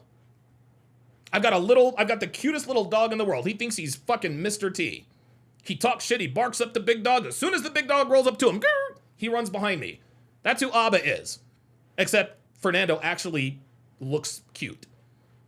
No, Abba's not this big, bad, scary man. Stop it. Fuck out of here. Resorts to name-calling and oh, no! degrading language. And oh, my goodness. To ridicule and mocking. And it does teeter on the emotionally and verbal abusive side. And there it is. See? Verbally and emotionally abusive, another subjective term. Ay, ay, ay. Dude. Like this, it's almost like these girls read from the same playbook. And again, this is why we teach what we teach, guys. This is why we teach what we teach. If Abba had our level of awareness, he would have seen this crazy bitch coming a mile away. Here's the thing. I don't think Abba realizes this. I don't think he realizes this. My guy, you got played, Okay? This woman never loved you. Okay? She never loved you. She was using you. She is now using you for a come up. She never loved you. You weren't slinging ding-a-ling like you thought you were. No, I'm sorry. I'm sorry. No, she never loved you, bro. She hit you up because she knew who you were. The reason she was with you is because of your money, and she damn near got it. What, you think some bitch is just gonna randomly want to have sex with you? What, because of all of your game and all of your charm and all of your... No, bruh. This bitch ran game on your ass and she damn near pulled it off. Oh my God. Abba really does believe that this bitch really loved him. Well, I've got this chick doing all this crazy... No, Abba, bro, it ain't like that, my guy. This woman never loved you. She probably didn't even like you. The only reason why she was letting you bust in her raw is because she knew you had money. Straight up. This woman never loved you. Stop it. Fuck out of here. I hate to put a label on it like that, but that is truly what it felt like. Ah, gotcha. And don't take my word for it. I will be posting examples in this video or the next video. After that trip, I realized that I always wanted to keep the child, and it was the relationship that needed to be looked at. And so I canceled that last appointment, and I call Abba and I tell him, you know, I'm so sorry for the back and forth, but it was never in my values to terminate the pregnancy. I think I'm anxious about us, and I think it's better if we co-parent. And I was thinking about the kind of environment I would like to raise my child in and everything like that. So Abba's really upset, and we hang up, and he tells me to get the abortion. And he tells me, I don't have anything to say, just get the abortion, and I'll wait for the abortion updates. And I said, Okay, so let me just summarize what she just said there. She goes to Montreal. They get in a fight. I don't know what the fuck the fight was about. She's like, oh, really? Oh, you're gonna talk shit to me? Fuck it, I'm having the baby. She wants us to think that, well, the reason I'm going to have this baby is because it's against my morals and character to terminate the pregnancy. No. The reason you decided to tell Abba that you were going to have the baby is that you were pissed off about whatever he said to you. That's all there was to it, guys. This is what happened. This is what happened. They got in a fight. She got pissed. She said, fuck it, I'm gonna have the kid. And in the back, and again, the undertone of this entire situation is child support. Financial assistant, guys. That's what's going on in the back of both of their minds. They know the financial ramifications of this pregnancy. That's why this was a thing in the first place. Oh, you're gonna make me mad? You're gonna be verbally abusive? You're gonna call me names? You're gonna do this and that and the third? Bet. I'm gonna put you on child support for 18 years. That's what she was thinking in her mind. That's what she was thinking that he was thinking in his mind. Unbelievable. And again, the reason Abba had no idea what the fuck was going on is because he does not have this level of awareness. That's it. He doesn't know women. And guys, this is why we tell you guys what's happening to Abba, okay, is for two reasons. The first reason is that he does not have the kind of awareness that we have. He just doesn't know women. He doesn't know how to handle women. He just doesn't. The second reason is this is what happens, gentlemen, when you pay for pussy. This is what happens when you pay women for sex. You see, when you pay women for sex, you don't pick up on all of the nuances that tells you, maybe I shouldn't have sex with this woman. Because sex is a guarantee. Abba's used to exchanging money for sexual favors. Right? Abba never learned how to be attractive to women. He never learned game. So as soon as he got a little bit of celebrity and got a little bit of money, he started paying for sex. And when you pay for sex, you don't have to learn game. You don't have to learn about how women operate. This woman tricked this man into thinking that she actually wanted to have sex with him because she loved him. No, bro. She wanted to have sex with you because she wanted to trap you. She wanted to trap you. But because you're shooting blanks, it never happened. This dude almost got baby trapped by a phantom pregnancy. Incredible. We'll consider keep you, oh, sorry, I say, I will keep you updated. I will consider what you said over the phone about having the abortion. My values were to ultimately not get it. And he said, just so we're clear, if you change your mind for the 10th time, I will not be involved. Okay, there it is. So just so we're clear, if you change your mind for the 10th time, you decide to have it, I will not be involved. We will cease to talk then. We'll cease to talk then. Okay? So she keeps flip-flopping, going back and forth. I'm going to have it, I'm not going to have it. I'm going to have it, I'm not going to have it. Abba is talking about the fact that she blackmailed him. No, she didn't blackmail you, my guy. She emotionally blackmailed you. She emotionally blackmailed you. She couldn't blackmail you because she was never pregnant. All right? Oh, she blackmailed me, but bro, like you didn't knock her up. I know you would love to think you got this woman pregnant. You didn't. You're shooting blanks, my guy. If she was pregnant, and it is doubtful that she ever was, it's not your kid. No, you allowed this woman to emotionally blackmail you by making you think that she was actually blackmailing you. And again, it's not blackmail unless the person being blackmailed thinks it's true. This girl ran airtight manipulation game on this dude, and he fell for it. He fell for it, hook, line, and sinker. This didn't even have to happen. Didn't even have to happen. And then I kind of snap back a little bit, and I'm like, then don't be. And then he blocks me. And he blocks me for an entire day. And I'm so sorry for the construction in the background. I have to make sure to speak loud. Sorry about that. I said, hey, I need to talk to you about the baby. I'm still blocked. And I tell my cousin to... I need to talk to you about the baby. I'm still blocked. No, the reason why you want to talk to him about the baby is because you're trying to make him think that you're trying to get paid. That's what this is. That's what this is. He thought this was... Abba's thinking that this might be a money grab situation. To message him to unblock me, and he says, hey, I unblocked you for a second to say stop contacting me. Regardless of what you choose, I will never decide to keep in contact with you. You're not my responsibility. Now don't reach out to me again. And then if you guys are reading this, I'll mention what's going on here in a minute. But I said, why? Shout out to Derek Leach with the $10 super chat. Says, thanks for the live stream, brother. Enjoy your weekend. Absolutely. Yeah. Thank you, sir. I said, why did you block me after you wanted updates? He says, because I don't want updates. Sorry I wasn't clear, so I'll be clear. I don't want to ever hear from you again. He says, keep it or don't. I don't need updates. If you do this solo, good luck. If you don't keep it, great. And then he blocks me again. And see, that right there tells me that Abba was never, how can I put this? Abba thought she was pregnant. Abba thought she was pregnant. He was never happy that she was pregnant. He was never happy about that. Abba's plan was he was probably thinking, you know what, I'll go along to get along, and then I'll sort of drop the abortion thing. Like, come on, man. Like seriously? You're gonna make us think that you really wanted the kid and that you're excited. Now all of a sudden, you figure out the bitch is crazy. Now all of a sudden you don't want the child?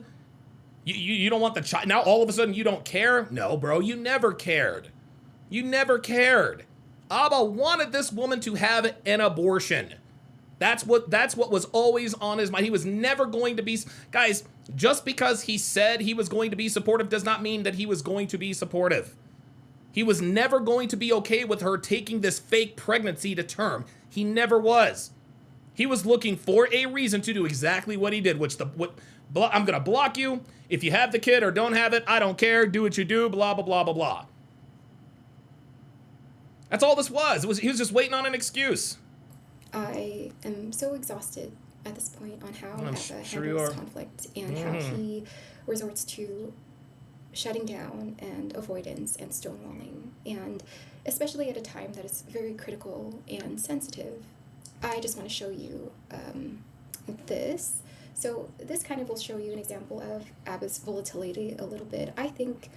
that's a volatility, baby. Volatility. Within the span of... Yeah, Spin Rush RC says because she was tripping. Yeah, dude.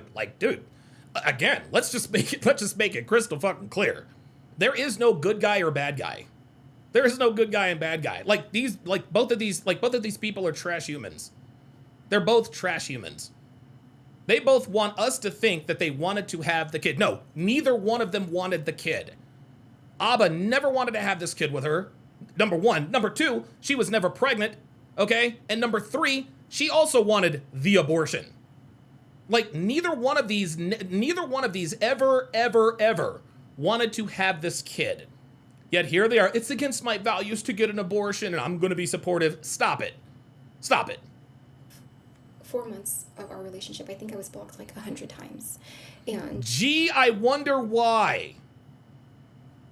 See, and this is funny. She thinks that, oh my God, she thinks she's going to garner sympathy from us. Well, in 4 months, I think I may have been blocked 100 times. Sweetie, would you like to tell us why he blocked you 100 times? Huh? And here's another thing. If you block a bitch, think about it this way. If you block a bitch, right, and I'm assuming this is before, some of this blocking was before she got pregnant, right? If you find yourself having to block and unblock a bitch 100 times in 4 months, maybe you should stop fucking her, right? This is why we know, guys, this is why we know Abba does not understand women. This is why we know he has no game. This is why we know he does not have abundance. This is why he buys girls. Because he does not know how to handle women. He discovered, holy shit, this bitch is crazy, but nobody else wants to have sex with me without me having to pay for it. That's why he kept unblocking her, guys. Is it all starting to make sense? Let's rewind that. Let's just do some math here. And stonewalling, and especially at a time that is very critical and sensitive. I just want to show you this. So this kind of will show you an example of Abba's volatility a little bit. I think, oh my God, within the span of 4 months of our relationship, I think I was blocked like 100 times. In a span of 4 months in our relationship, I think I was blocked about 100 times. Okay? Let's do some math here. She said that they had started fucking seeing each other 8 months. 8 months total. 5 months, he commits to her in month 4. After 3 months, he decides, okay, let's be boyfriend and girlfriend. So now we're dealing with 5 months. She just said in the 4 months of our relationship, I must have been blocked 100 times. So this man had been blocking you. And this is why we know this was a trap, guys. This is why we know this is a trap. Guys, and dude, you know what I'm gonna do? I'm gonna show you guys exactly what happened. Oh, I cannot believe he didn't see this. Give me a second. I was in a situation, because I'm gonna tell you what. Oh, crap. I should have had this ready. Here's what I think happened. I think Abba broke up. I think he broke up with Sneaka, or whatever the fuck, Libby. I think he broke up with her, and that's why she told him that she was pregnant. That's why she told him that she was pregnant. Because he dumped her, he broke up with her. And the reason we know that is because she just told us he blocked me 100 times. So at some point, he figured out, this bitch is crazy. He probably tried to break up with her, probably blocked her, and then she said, you know what? I'm gonna throw in the nuclear bomb. I'm gonna tell this dude I'm pregnant. I think that's what happened. I really do believe that's what happened. So while I'm looking for that, oh, wait a minute. Oops, sorry about that. Hang on a second. Sorry about that, y'all. There we go. My apologies. I'm gonna look for the video that tells you about a situation I had like this. And I typed in the word block in my search history for my messages. And the first time he blocked me was in August 7th, the beginning of August, and I think we met in the middle of July. And this was just 3 weeks after we met. And so then he blocks me again at the end of August, and then a few times in September, and then October and November and December. And anytime that you see the word blocked on my end, I'm just telling him like, hey, can you unblock me? You still have me blocked. Fucking psychopath. Yo, this bitch is psycho. This chick is absolutely crazy. Look at this. I blocked your email? Bitch, you're emailing this dude? Oh my God. Yeah, guys, this is why you do not stick your dick in crazy.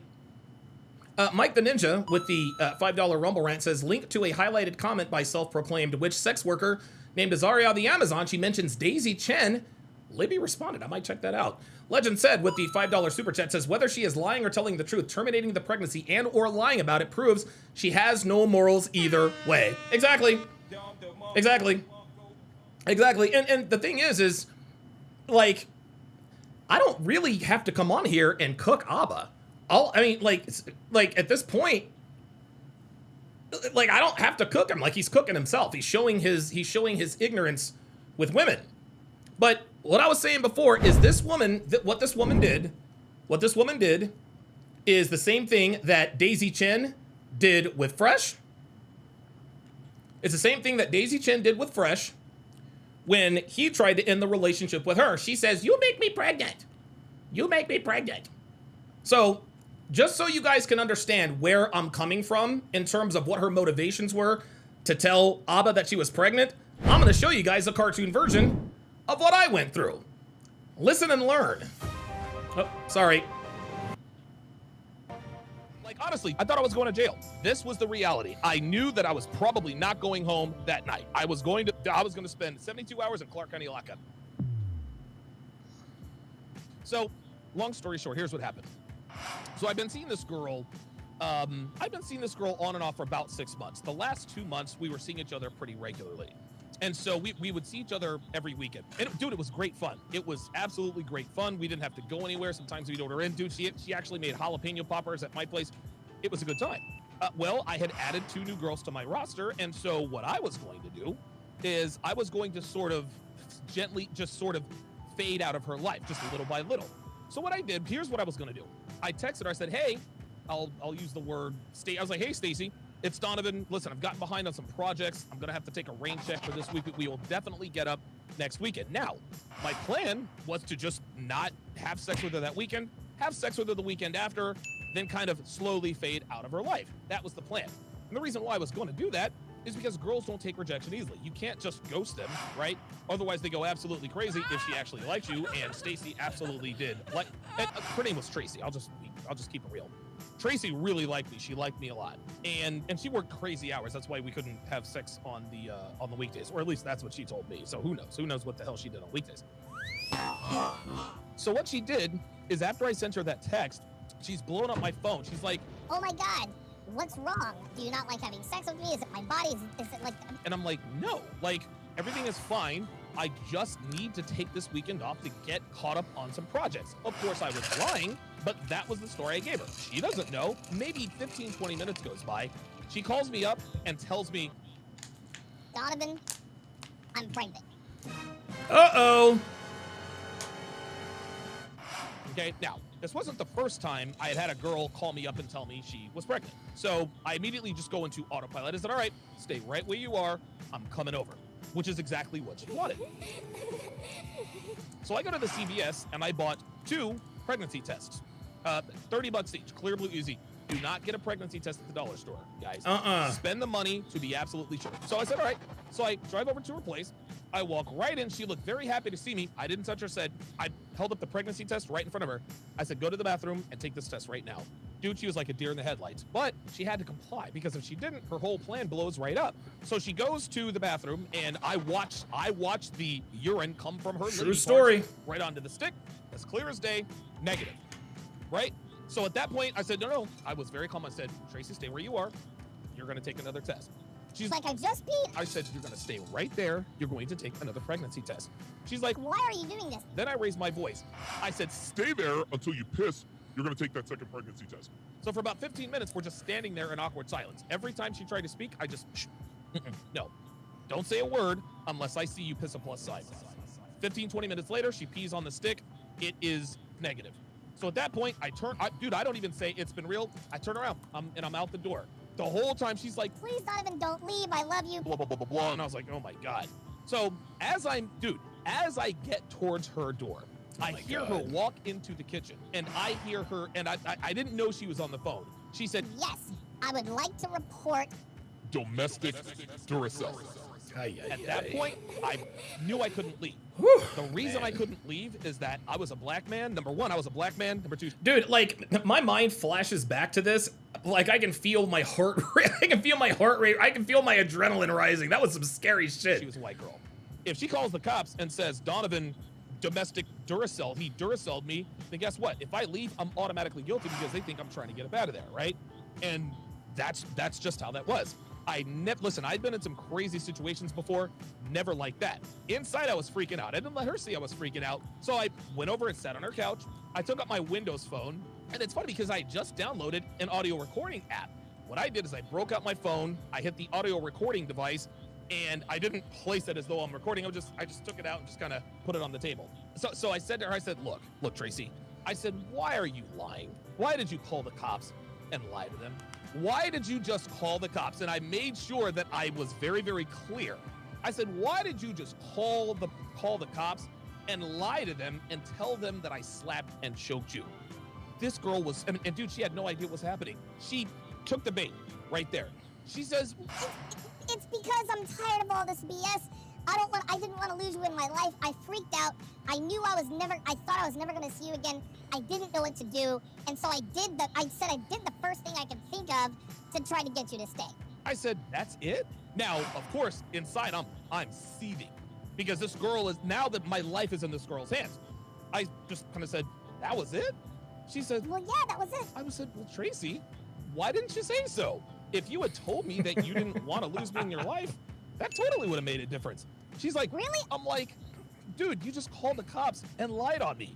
All you had to do was tell me that you didn't want to lose me in your life. And of course I lied to her. I said, I just had to get some projects done, but I didn't have a problem with you coming to my house, maybe, watching a movie, Netflix, and I didn't say Netflix and chill wasn't a thing at that point. You could have come over and, hung around while I was working on my project. And she's like, Yeah, we can totally do that. I was like, all right, cool.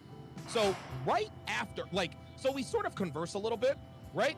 And I don't know how much time went by, but right when we were sort of calming things down a little bit, the door, and it was not a knock on the door. It was a bang on the door. Immediately, Tracy goes white. Her eyes wide as saucers. She's like, she forgot she called the cops. She forgot that she called the cops. And so I sort of gestured towards the door. I said, get the door. And she's like, No. I was like, dude, get the door. She says, What if we don't answer the door? She's like, I'll just tell them it's all a big misunderstanding. I said, you need to go and answer the door. They pound again. Because again, they think a big black man is in here assaulting a poor little white girl. And listen, I've been on the other end of cop knots. I know exactly what they sound like. She says, we just won't answer that. I'll just tell them it's a big misunderstanding. Then I said to her, Tracy, you need to let them in or they're going to let themselves in. Like, that's what needs to happen. So she slowly goes over and she answers the door. There were two cops. There are these big burly dudes, God, right? these were some. There's domestic. Yo, these were some big fucking dudes. I mean, they weren't Brock Lesnar size, but oh my God, they were. Yeesh. Definitely not traffic cops. Duracell going on. They don't send female cops. They don't send small cops. No, these were two 6'3", 6'4", probably ex-military black ops, whatever. Basically enough to, kick me around if I tried to do anything stupid, right? They're not Brock Lesnar huge, but they were both larger than I was. And it was obvious why they were there. I didn't make any sudden moves. I just sat there on the couch as calmly and as coolly as possible because if I start yelling and calling her a liar, and this is BS, that automatically makes me look bad. I'm a large black tattooed man. I can't show any aggression, or that aggression is going to be construed by the cops as a threat. And if they have to subdue me, they're taking me in regardless. So I said, I'm just going to sit here and I'm just going to be totally cool. So of course, they go to her first. They're like, Okay, tell us what had happened. and so and it was funny because they asked her these questions. They were very leading questions. They asked her these questions in such a way that automatically made me sound guilty. Even still, her story sounded terrible. It would have been very hard to believe her, but she had to stick with what she told the operator was, I slapped her and choked her. That's what she had to stick with. And when she told the story play by play, you could tell Oh, slapped her and choked her. Doesn't that sound familiar? Stefan Diggs. she was lying. They probably interviewed her for 15 minutes. Like, they kept asking. I was like, dude, are these guys trying to get me convicted? And at that point, I was like, are they going to allow me to tell my side of the story? Like, honestly, I thought I was going to jail. This was the reality. I knew that I was probably not going home that night. I was going to spend 72 hours in Clark County lockup. When all of that was finally done, they then turned their attention toward me. They said, okay, Okay, Mr. Sharp, what do you have to say about this? What's your side of the story? I said, officers, I showed them my hands because, again, I'm a black man. They're white cops. I said, I'm going to reach for my phone. Is that okay? They said, Yep, that's okay. so I reached for my phone and I opened the app. I was praying to every God I could. Dude, I was praying to God, Allah. So I hit the play button, and to my great relief, our conversation rang out as clear as a bell. Even the part where they banged on the door to come in, I would record it all the way up to that point. Even the part where they're like, Hey, I'll just tell him it's just a big misunderstanding. they heard everything. And she said, Because I'm tired of all this BS, and I didn't want to lose you in my life. and it's funny because when I started playing the recording, Tracy tried to interrupt. One of the cops just said, "That's all." She tried 3-4 times. He kept saying. At the end of the recording, one of the officers went over there, says, Miss Andrews, we are placing you under arrest. You have the right to remain silent. "Dude," she's crying her eyes out. She's like, You gotta believe me. He trapped me. He entangled me. He threatened me. Like he told me about the recording. that's all there was to it. So they let her outside, and of course she keeps crying. One of the officers stayed back and says, Listen, man, you want to press charges against Miss Andrews? I was like, no, dude, I don't want to have anything to do with her. I just said no. I just want to get the hell out of there. Because if I press charges against her, now I got to show up to court. He says, Listen, we can do a restraining order if you want. I was like, I want nothing to do with any of this. I just want to go home. He says to me, You know, if more guys did what you did, we'd probably be locking up a lot less men. the moral of the story is record everything, guys. Dude, record the audio, record the video, record everything. Because what you have to understand, the burden of proof in a court of law is guilty beyond all reasonable doubt. And there it was. There it was. And so those are the kinds of stories, those are the kinds of situations that guys like myself have been in, to where we can tell you, hey, we lose. How the hell did this start all over again? Like, we lose all of our, we use our personal experiences to teach you guys. Okay? Abba, again, was never good with girls. He did not understand that when he tried to break up with this crazy bitch, that she would resort to something as extreme as this. This is why he reacted so adversely, because he had no experience, no idea. Oh my God. I'll bet you when she told him he was pregnant, he probably believed her instantly. He probably didn't make her take a pregnancy test. He probably didn't demand a DNA test. She said, "I'm pregnant, you make me pregnant." Click, block. That's probably what he did. And so, just to sort of rewind, and this is just a hypothesis, my guess, again, just based on what she just told us, having been blocked 100 times in her words, in 4 months of their relationship. So 4 out of the 5 months of their relationship, you're blocked 100 times. 100 times. That's like once a day for 2 months. That's like once a day for 3 months. She's probably exaggerating. But if he blocked her that many times, bro, what are you doing? And then he tried to break up with her? But again, this is what happens when you lack the requisite experience when handling women. He blocked her all these times. Then he probably tried to break up with her. That didn't go well. And the only thing she knew to do to keep him in her life was to tell him that she was pregnant. And it worked. It worked. That kind of thing only works on guys who do not have experience. This is why Daisy Chen's stuff was called into question immediately. Yes, Fresh made some missteps. Fresh got caught slipping.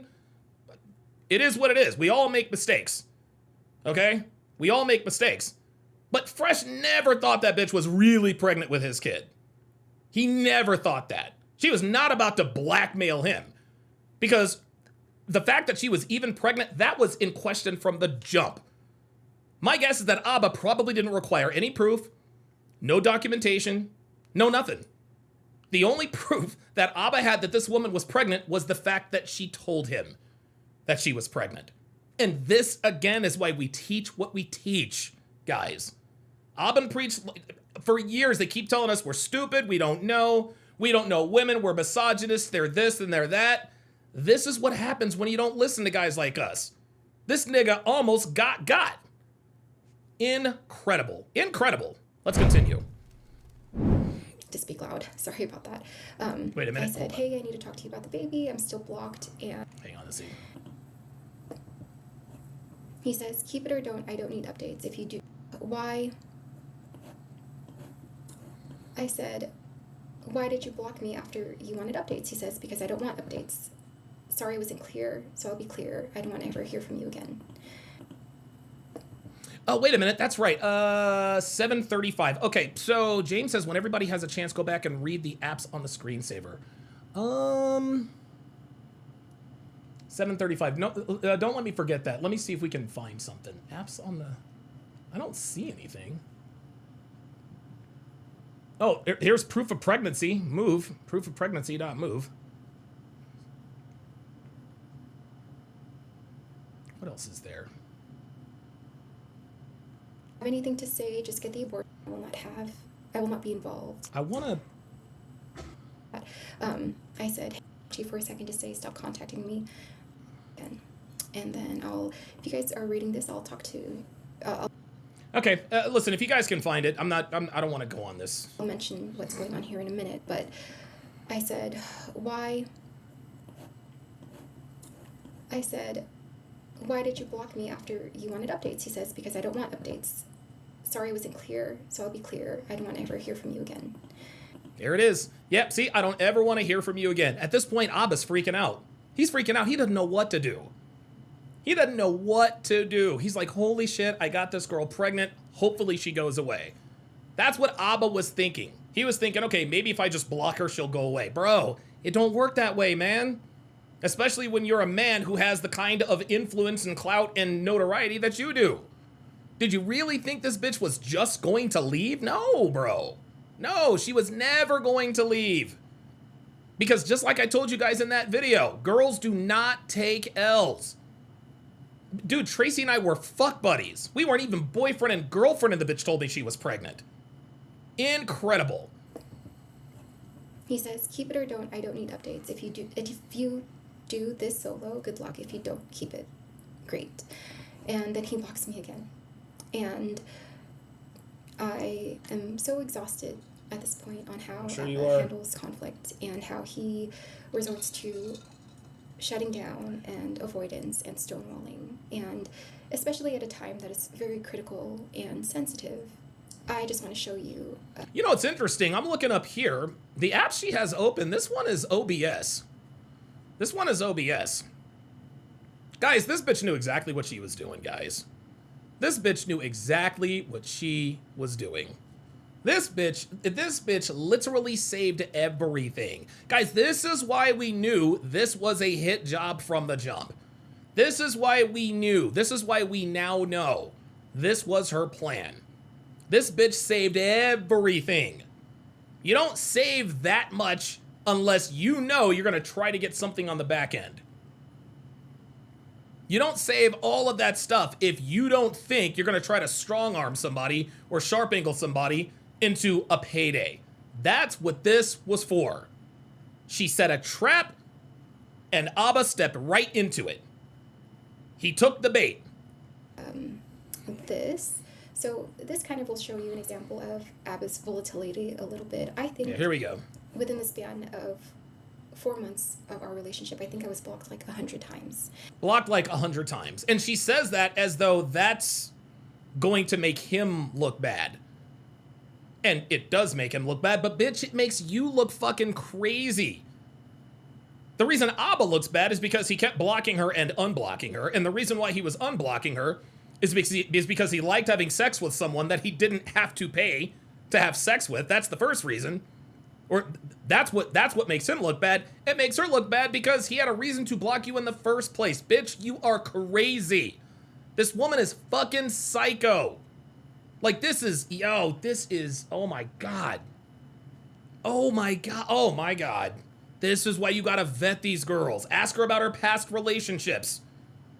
What's a relationship like with her father? Abba, do you know where this woman is from? Do you know what her family life is like? Do you know what her past is about? Because as crazy and diabolical as this woman is acting now, I guarantee you, and the signs were there for Abba, and he continued to ignore it. And the reason why we know the signs were there is because he blocked her 100 times in 4 months. Like, bro, the signs were there. She was showing you that she was fucking crazy. And you decided to hit it raw? Even if you're shooting blanks, bro, what are you doing? What are you doing? Oh my God. And I typed in the word block in my search history for my messages. Look, see? She even knows how to, she had this already. This bitch has a whole fucking dossier on this dude. The Unbelievable. first time he blocked me was in August, so at the beginning of August, and I think we met in the middle of July. And this was just 3 weeks after we met. And so then he... look at this. Just 3 weeks after we met, he blocked me. Guys, yo. Abba, guys, this is so obvious. A bitch you gotta block 3 weeks after you meet her? Bro, that's a bad sign. What are you doing? If you feel the need to block a bitch 3 weeks after you meet her, maybe it's not such a good idea to continue talking to her. You felt the need to block this bitch 3 weeks after you met her, and you still had unprotected sex with her. You guys see what's going on here? Abba did a response to this like he is on some moral high ground about how he's vindicated. No, Abba, you're not fucking vindicated, bruh. You are a fucking idiot. A fucking idiot. This woman trapped you. This woman told you she was crazy. She told you she was crazy, and you still fucked her raw. And then you wonder why she's doing this. This is absolutely insane. 3 weeks after they met, he blocked her. Then he unblocked her 100 times and still hit it raw. What? Fucking hell. He blocks me again at the end of August. Oh my and God. Then a few times in September and then October and November and December. And anytime that you see the word blocked on my end, I'm just telling This dude blocked this bitch. He blocked her all summer and all fall long. Oh my God. him like, hey, can you unblock me? You still have me blocked from Jesus. Instagram or something. And You had me blocked on Instagram. So again, she's still showing that she's fucking psycho because she's trying to hit him up on every other platform. Every other platform. And the reason why she kept trying to get at him had nothing to do with the way she felt about him. Abba was a mark. That's it. Abba was a mark, y'all. That's all this man was to this woman. She did not love you. She did not care about you. You were a target. Okay? This is a Black Widow cosplaying as a little princess. Don't get it twisted, guys. Do not get it fucking twisted. This woman is trying to sit here with this soft voice and no, bitch, you're a Black Widow. Okay? We know what you are. Bitch, he blocked you 3 weeks after you met. And then October, November. Ay. that doesn't stop there. Of course not. Now type in the word blocking, which is different from blocked. Oh my but God. I still have a bunch of where he's like, I'm blocking you here. And I put blocking here because I didn't block him here. I was telling him like, hey, you keep blocking. And This bitch is fucking nuts. Yeah. So now I'm blocked and I'm upset. I am. Oh, you're really? I'm pregnant. I'm feeling emotional. I'm hormonal. All these changes. And I don't want to blame it on that specifically because I knew that I was also exhausted from the dynamic of Ab and I. And so this is a blemish on my part in all of this. But I pretend to send a screenshot of Abba's message saying that he doesn't want to be a part of this anymore. I pretend to send it Ah. I pretend to send it. Guys, that's what we call a smoking gun.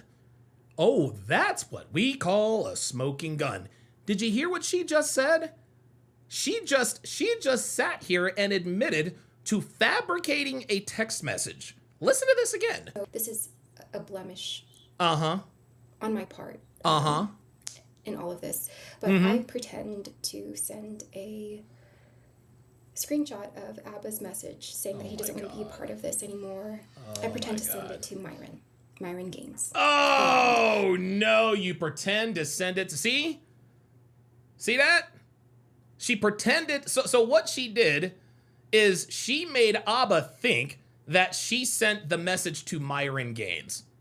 She doctored up some sort of a screenshot and said, ha, I sent this to Myron Gaines. Guys, this is her being desperate. Guys, this is her being desperate, okay? She's desperate. She can't get this guy's attention anywhere. She's tried him on Facebook. She's tried him on Instagram. She's tried him on the phone. He's blocked her everywhere. So she gets really, really extreme and says, I'm going to send this to Myron Gaines. Do you understand what's happening here, guys? Do you see what's happening? This bitch is absolutely fucking crazy. You're going to make him think you sent a message to Myron Gaines? And here's the thing.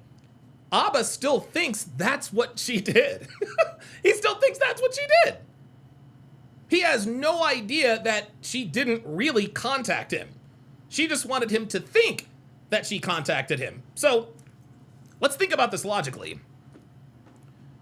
If this woman wanted to make Abba think that she sent a message about this to his worst enemy, you don't think she'd lie about something like, I don't know, a pregnancy? Right? Now, and again, Abba doesn't know that she didn't really send the message. I'm speaking about this from the outside looking in. This is why we know she was not pregnant. She was lying to Abba anything to get his attention. Remember the video that I just showed you? Tracy told me, hey, the reason I lied to the cops, the reason I lied and told you I was pregnant is because I didn't want to lose you in my life. Translation, I'm a fucking psychopath.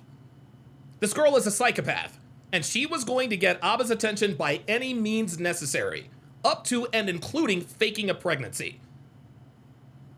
Any woman who is capable of fake sending a message to Myron Gaines is absolutely capable of lying about a pregnancy. Dr. B84 with the $5 super chat says, is this Daisy 2.0? No. It could be Daisy 2.0. It could be Daisy 2.0. You know what I mean? Could be. But here's something else. Here's something else that this is another lesson that can be gleaned from this. And Abba, I hope you're watching. I hope you're watching, okay? This is why we teach what we teach, okay? You see, there's this thing called a non-disclosure agreement. Oops. Oh boy. That's not what I wanted to do. There it is. Right? This is another lesson. This is another... So let's go through all of our lessons here. What have we learned so far? Let me look at my list. What have we learned so far? Number 1, don't stick your dick in crazy. Okay? Number 2, use protection. Okay, Abba, if you're listening, don't stick your dick in crazy. When and if you do, use protection. Number 3, have these bitches sign an NDA. What on God's green earth are you doing, Abba? What are you doing? You sat there and made fun of Fresh because Daisy Chen and that crazy blonde bitch Noelle came out and spilled all the tea. You want to know what Fresh learned from that? He has these bitches sign an NDA. Has Fresh had a scandal since then? Has he had a scandal since then? Yeah, I didn't think so, because Fresh actually learned from his mistake. Right? You know what they say. Smart people learn from their own mistakes or something like it. Wise people learn from other people's mistakes. This is why we know Abba's a fucking dumbass. Fresh literally gave him the template times 2. This is what not to do in these situations. If he had had this crazy bitch sign an NDA, we would never know about this. We would never, ever know about this. This is why we know Abba is game fucking goofy. This dude has zero game. In the future, have these bitches sign an NDA. Fresh made this mistake with Daisy Chin, and he made the mistake with Noelle. You remember Noelle, the crazy bitch who wanted to have men jailed for cheating? This is why we teach this stuff. We're not just up here running off at the mouth just to hear ourselves talk. No, we teach you guys this stuff because it's true and it applies. If Abba didn't have his head so far up, his morality in his ass, maybe he would have learned from Fresh's situation. But all he wanted to do was make fun of him. Ha ha ha ha ha. You didn't know. Bitch, you just got, bro. You just got. An NDA would have eliminated all of this. But we don't know what the fuck we're talking about. Unbelievable. What a fucking dumbass. What a dumbass, man. Like, you literally sat there and watched Fresh get dragged for almost the same thing. And you didn't have the wherewithal to make this crazy bitch sign a non-disclosure agreement? Jesus Christ. I never do it, and I never did do it. But that was just to, like, I was fighting back a little bit. But again, I never did it. Of course you didn't. Because you're fucking crazy. I also messaged the Abin Preach page. And Oh, I tell boy. him this. I'm not going to read. Oh boy, look at this. All right, so let me take a screen grab of this. See, now she's going, see? So she pretended to, see, now she's escalating. She can't get unblocked, right? She can't get unblocked. Abba's got her blocked. She can't get his attention. She doesn't know what to do. And so what she is doing is she is escalating her behavior.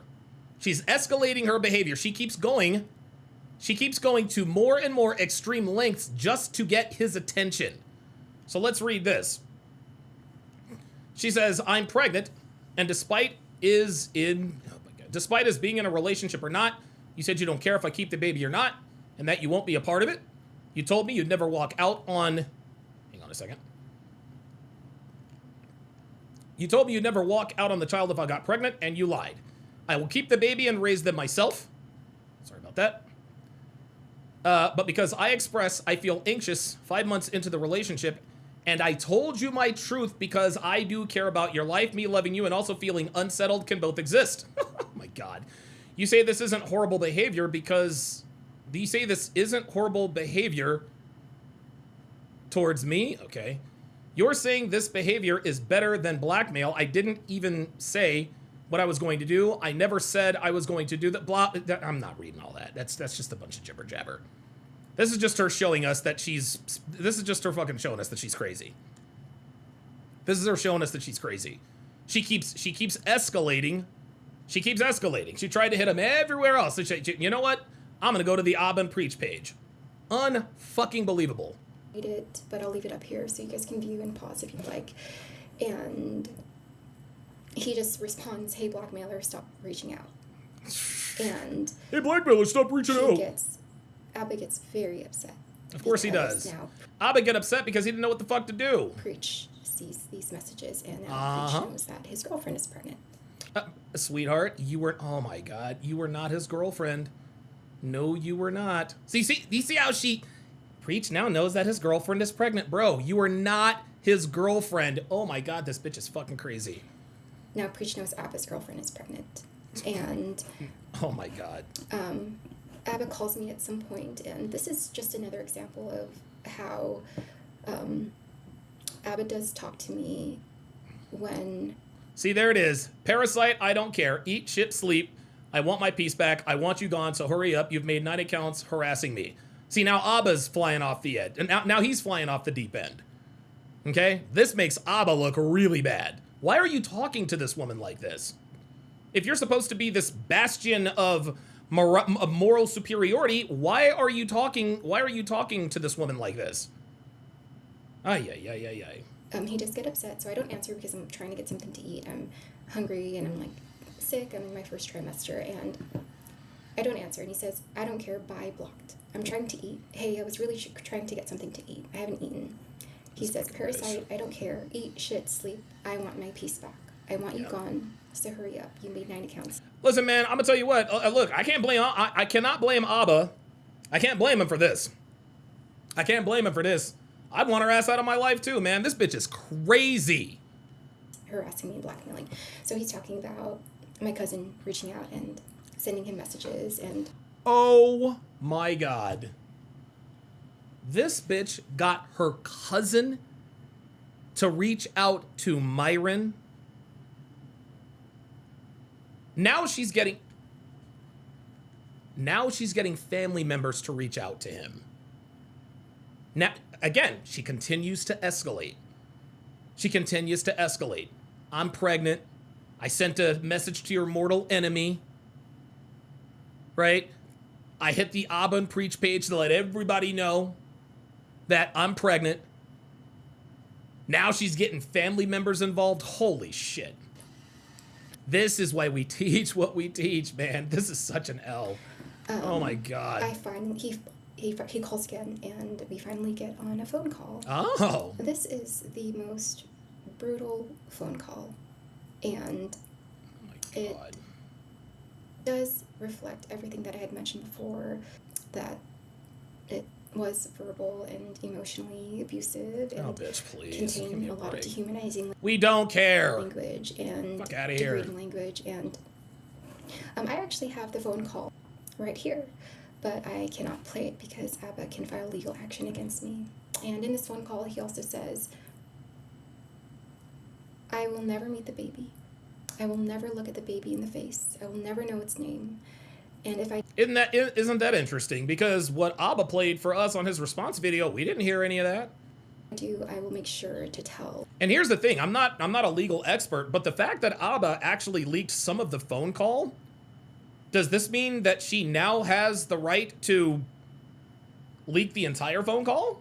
Because I didn't hear none of this, I will never see the baby. I didn't hear none of that from what Abba played. And I'm going to play it after this. You guys are going to hear it. Them that their mother was disgusting and horrible. Oh my God. He says that he will make sure he's never a part of the baby's life. And I know... Make sure you're never a part of the baby's life. Yeah, Mr. Morality, right? Mr. Accountability, Mr. Morality. Right? And Abba thinks that because he played part of the phone call, he thinks that he's vindicated. No, bro. Nah, bro. I've got 17 minutes of that phone call that you put on your channel, by the way.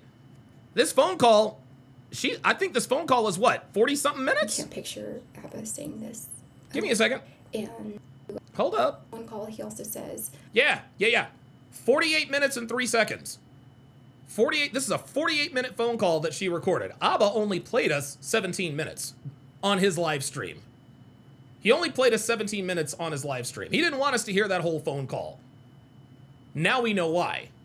Listen to what she says again. And at this point, I don't have any reason to believe she's lying. I will never meet the baby. Mm-hmm. I will never look at the baby in the face. I will never know its name. And if I do, I will make sure to tell them that their mother was disgusting and horrible. There you go. Listen to this. He says that Mr. fucking Morality. He will make sure he's never, yep, Mr. Integrity. Never a part of the baby's life. Never a part of the baby's life. So he wants us to think. So I'm sure he's probably, his response to this is, she lied and blah blah blah blah blah. She's lying, blah blah blah blah blah. I'm sorry, Abba. You believed that Daisy was telling the truth, did you not? I'm sorry. Refresh my memory. Wasn't Abba telling his entire audience on stream after stream after stream? He believed what Daisy was saying. He took her at her word, right? So if you took a bitch's word, if you took a bitch at her word and you didn't even know this bitch, you expect us to think that this woman is lying? So you're going to give yourself permission to believe Daisy Chen, but you're going to expect us to believe that she's lying about all this? Yeah, nice try. Nice try, Mr. Integrity.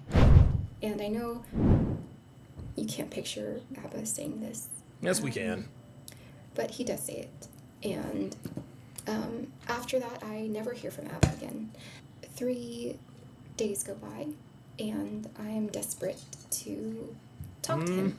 Yep, of course you are. And I contact Preach through Instagram, Oh my and Preach God. doesn't want anything to do with it, which is understandable. Oh my God! Now she's calling his oh my God! Yeah, this bitch is crazy.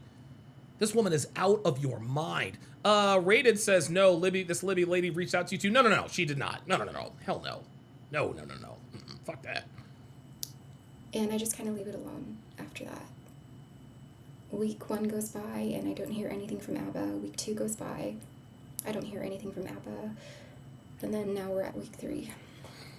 And I know that 3 weeks doesn't seem like a long time, but when you're a crazy bitch, 3 weeks is forever. when you're trying to figure out a situation When you're a crazy bitch, 3 weeks is forever. as critical as this one, and you're so desperate to talk Yeah, when you're a crazy bitch, 3 weeks is forever. Just say that, sweetie. to We got you. the father of the baby, 3 weeks felt like a very long time. Sure it did. And week 4 comes up, and I now have to make a decision. And I have to make a decision based off what the reality is. The reality is that The reality is that your gambit appeared to not work. That's what this is. You thought that this man was going to stay in your life because he thought you were pregnant. That's what this is. ABBA completely left me for dead. And ABBA Left me for dead. walked out on the pregnancy, and Ay. he is now absent from this entire thing. And he doesn't want anything to do with the baby, and he doesn't want anything to do with me, and I make the hardest decision I ever had to make, and it was a very painful decision, but Of course it was. I end up having the abortion. There it is. You end up having the abortion. There we go. This is why I know she was never pregnant. This is why I know she was never pregnant. This is why I know that her telling Abba that she was pregnant was all a ploy. Because if she really were pregnant with his child, the ultimate way to get his attention would be to what, class? Have the baby. You're getting your family members to call him. You're making 9 and 10 accounts. You're contacting Preach.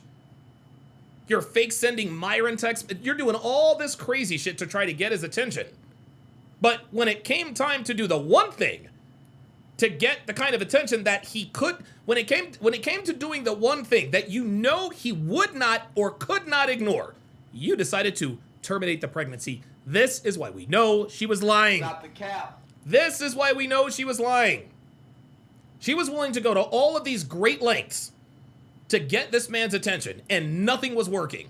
Nothing was working. Not even fake sending a message to Myron Gaines. So one might think that if you really wanted his attention, if you really wanted to make it so that he didn't have to, so that he couldn't ignore you, would be to have the kid. But she was never pregnant. I told you Daisy Chen was going to get an abortion because she was never pregnant, and that's what this woman did too. This woman wants us to think that she just walked away from an 18-year bag. For what reason? Well, I had to make a very difficult decision. Sweetie, the decision wasn't difficult to make because there was never a decision in the first place. You were never pregnant. I don't care how many icons you have up here that says proof of pregnancy. No, this ain't proof of pregnancy. Hold up. And she thinks she's slick with this shit. Proof of pregnancy. Look, termination 2. No, all that shit's fabricated. All that shit's fucking fabricated, man. All that shit's fabricated. You want to know something? Check this out. Check this out. Y'all want to see something? Look, I haven't shown this website in a while. Let me see if it's still up. Oh, happy day. Oh, happy day. Guys, what you are about to see is absolutely, positively, dia-fucking-bolical. Let's check it out. This is a website called fakeababy.com. That's right. It is called fakeababy.com. Fake sonograms, fake ultrasounds, fake sonogram videos, fake ultrasound look at this. Fake ultrasound generator, 3D fake ultrasound, prank fake ultrasound. Look at this. Personalized fake proof of pregnancy document. Look at all this stuff. Look at all this stuff. Look at this. Instant fake DNA test. Look at this. Look at all this. Look at this. Look at this. Fake, look, they even got the trimesters. Fake ultrasounds for twins, 3 to 4 weeks. Look at this. Absolutely insane. It is literally called fakeababy.com. I did an episode on this years ago.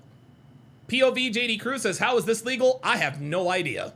I can't believe this website is still up. And the funny thing is they market it as, hey, if you're planning a party or a fake, it's a gag gift. No, this ain't no fucking gag. That ain't no fucking gag, man. Sorry. That ain't no fucking gag. Sorry to say. Okay? This is why we teach what we teach, man. So when it comes to all of this fake proof of pregnancy, no, all that shit's cap, y'all. Stop the cap. All that shit's cap. Look, the bitch fake sent a message to Myron Gaines. You don't think that she could fake an ultrasound? You think this woman doesn't know that fake a baby, and I'm sure that that's probably not the only website that exists like this. So she can miss me with all this proof of, no, this bitch was never pregnant. Because if she was ever pregnant, she would have had the kid. Insane, man. And I grieved very hard. Oh, shut the fuck up. Stop the cap. The relationship with Abba. I knew that I found all of these incompatibilities, but I did. And here's why I know that this was all fake, because if she really did have this abortion and then just walked away from it, she would have just walked away from the situation. But she's still feeling scorned. She can't take the L. She wants money, clout, status, whatever. That's why she's telling us about this. Okay, so you say Abba was a shitty boyfriend and knocked you up and blah, blah, blah, blah, blah. Why are you telling us about this? Why? To what end? The reason she's telling us about this is because her original gambit failed. Her original gambit failed. She tried to finesse Abba. It didn't work, and now she's gone public. And like I said, she still has Abba thinking that she actually got the abortion. Abba, this woman was never pregnant. At least not with your child. She was never pregnant, my guy. Insane, man. I love him a lot. And I bitch, please. I was feeling very lost and truly some of my darkest days. And I think Abba will never get a hold of me again, and he really doesn't care to reach out, but he does. So a week after the Why the hell would he do that? I hear from him on Instagram. And this is what he says. He says, for me to plan things, I need clarity on a few things, whether you intend to continue the pregnancy and what level of involvement you foresee for me. I should be clear that I still have no plans to co-parent. I'm not messaging to discuss the relationship or here to argue, just the above. And he is messaging me a lot, and it's because I'm not responding to him. And one thing I realized about Abba is Abba thinks a certain way. Abba also Oh my God, give me a break. likes things done a certain way. We all think a certain way. We all want things done a certain way, bitch. And if things are not followed through in the way that he wants, you will see a reaction from him. And this is one of those times, like, I'm not responding, and that's why he's blowing up her phone. Insulting me, saying I'm doing all these things and I'm not doing those things, and I'm like, I'm not going to engage with this type of communication, but he does lash out. Yeah, Dana Gonzalez says all you got to do is take her proof, drop it into Google, and it'll tell you if it's fabricated. Exactly. And I thought about the pregnancy. And it's interesting. This woman is so convincing. We actually have people in the chat who are convinced that she was pregnant. This guy, Kiriyama Mazeno, says, why is she doing all this, though? What is the chance / percentage that she was pregnant from 1 to 10? Listen, Kiriyama, if you believe that she was pregnant, just say that. Like, you ain't got to come in here and be shy. If you think she was pregnant, just tell us you think she's pregnant. You ain't got to, you don't have to use me to answer your question. If you think she was pregnant, just say that. And I thought, Abba never cared about the child. No, you don't say. How about that? No, of course he never cared about the fucking child. He's not this moralistic integrity guy that he wants everybody to think he is. He never cared about the child. That was it. Mac with the $5 super chat says she is a dummy and a rookie. Yeah, she made too many. She was a dummy and a rookie, but guess what? She got this far because Abba is also a dummy and a rookie. You know, this dream that he had. But that's not really how it works. We both have this responsibility. And I didn't do it the way he pictured it. And You I know. can understand that also. But, you know, this is so far removed from what he would support on his channel and promote on his channel. And Yep. so... Hey, that's the realest shit she said. That is the realest shit she has said. This man is not the way he purports himself to be on his channel. Congratulations. You have finally figured out what we in this sphere have always known about Abba. I'm sorry. He was never this moralistic high ground guy. He is a human being just like all the rest of us.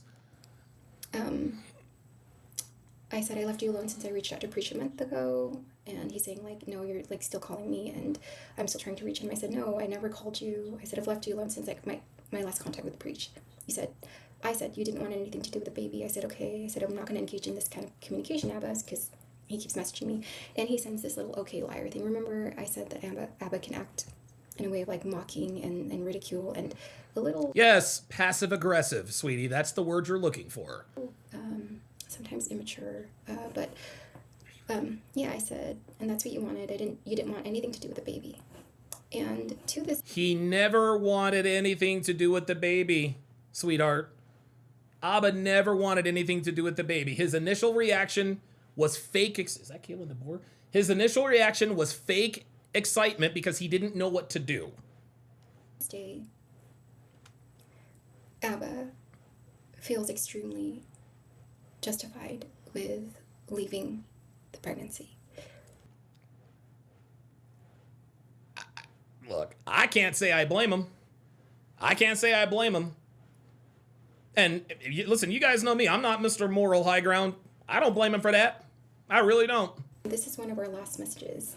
This was about a month ago, and there was a little tension in this conversation, and we were going back and forth a bit, and I said, you still haven't apologized for abandoning me and our baby. I only apologize. Oh my God, Jesus fucking Christ. Are you kidding me? Now you want him to apologize? Oh my God. He said, because it's your fault. You cut me out of the relationship and the fatherhood. I'm saying, I have to go now, okay? And he said, I have always believed that it was your fault. I said it was a responsibility that was both of ours. There it is. There you go. There it is. There it is. There is no good guy in this scenario. Abba can go on and talk all this shit and release everything he wants about the phone calls and what was said and what wasn't said. There are no winners. Abba and Sneaka are both losers in this situation. This is a crazy diabolical bitch who tried to run a gambit on someone with status, clout, money, and fame, and it failed.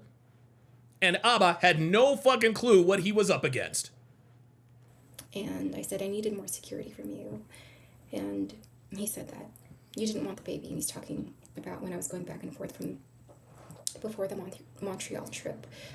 And the reason she was going back and forth with him about whether or not she wanted the abortion or not was to emotionally blackmail him. She never blackmailed him for real. She emotionally blackmailed him. And she used this fake pregnancy to do it. And Jesus. I realized, this Rookie. relationship is probably not sustainable. No. And this is something I am still healing from.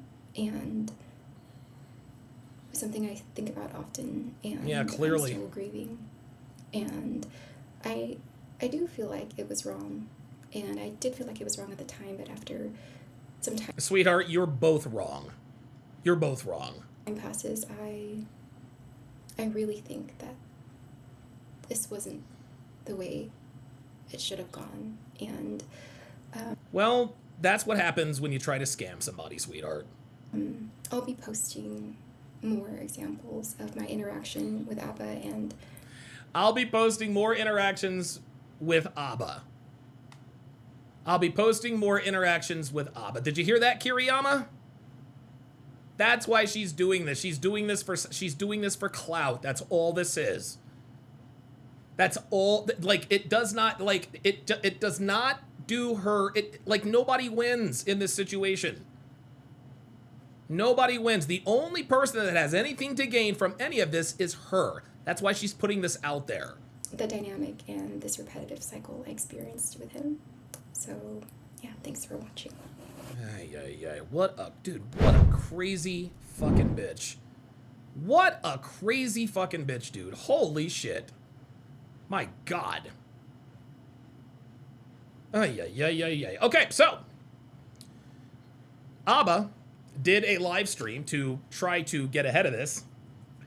And what he did is he actually played some of the phone call. Now, we saw that phone call was 48 minutes long. It was 48 minutes long. All right. Actually, hang on a second. There we go. We saw that the phone call was 48 minutes long, but I only got 17 minutes of audio from Abba off of his live stream. So that leads me, 48 minus 17, that's a half an hour. Or 48 minus 17, that's over a half an hour of conversation that we didn't get to hear. And again, I'm not a legal expert, so maybe somebody in the chat can help me out here. But does the fact that Abba released some of the audio from that phone call, does that now give her legal right to release the rest? I honestly, I'm asking genuinely. I do not know. One can only hope. One can only hope. So I'm gonna play, and you guys are gonna hear. And I tried to cut out Abba's interjections, but there were just too many. So you're gonna hear part of these conversations. You're probably gonna hear a little bit of his commentary. Okay, but this, I've got 17 minutes and 3 seconds of what Abba released on this particular phone call. So turn up your volumes. Here we go.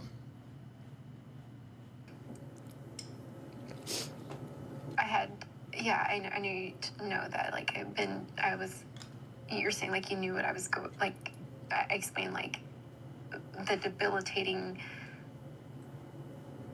decision making, like, I was doing every day. I was going back and forth every day. I was just trying to figure out what to do,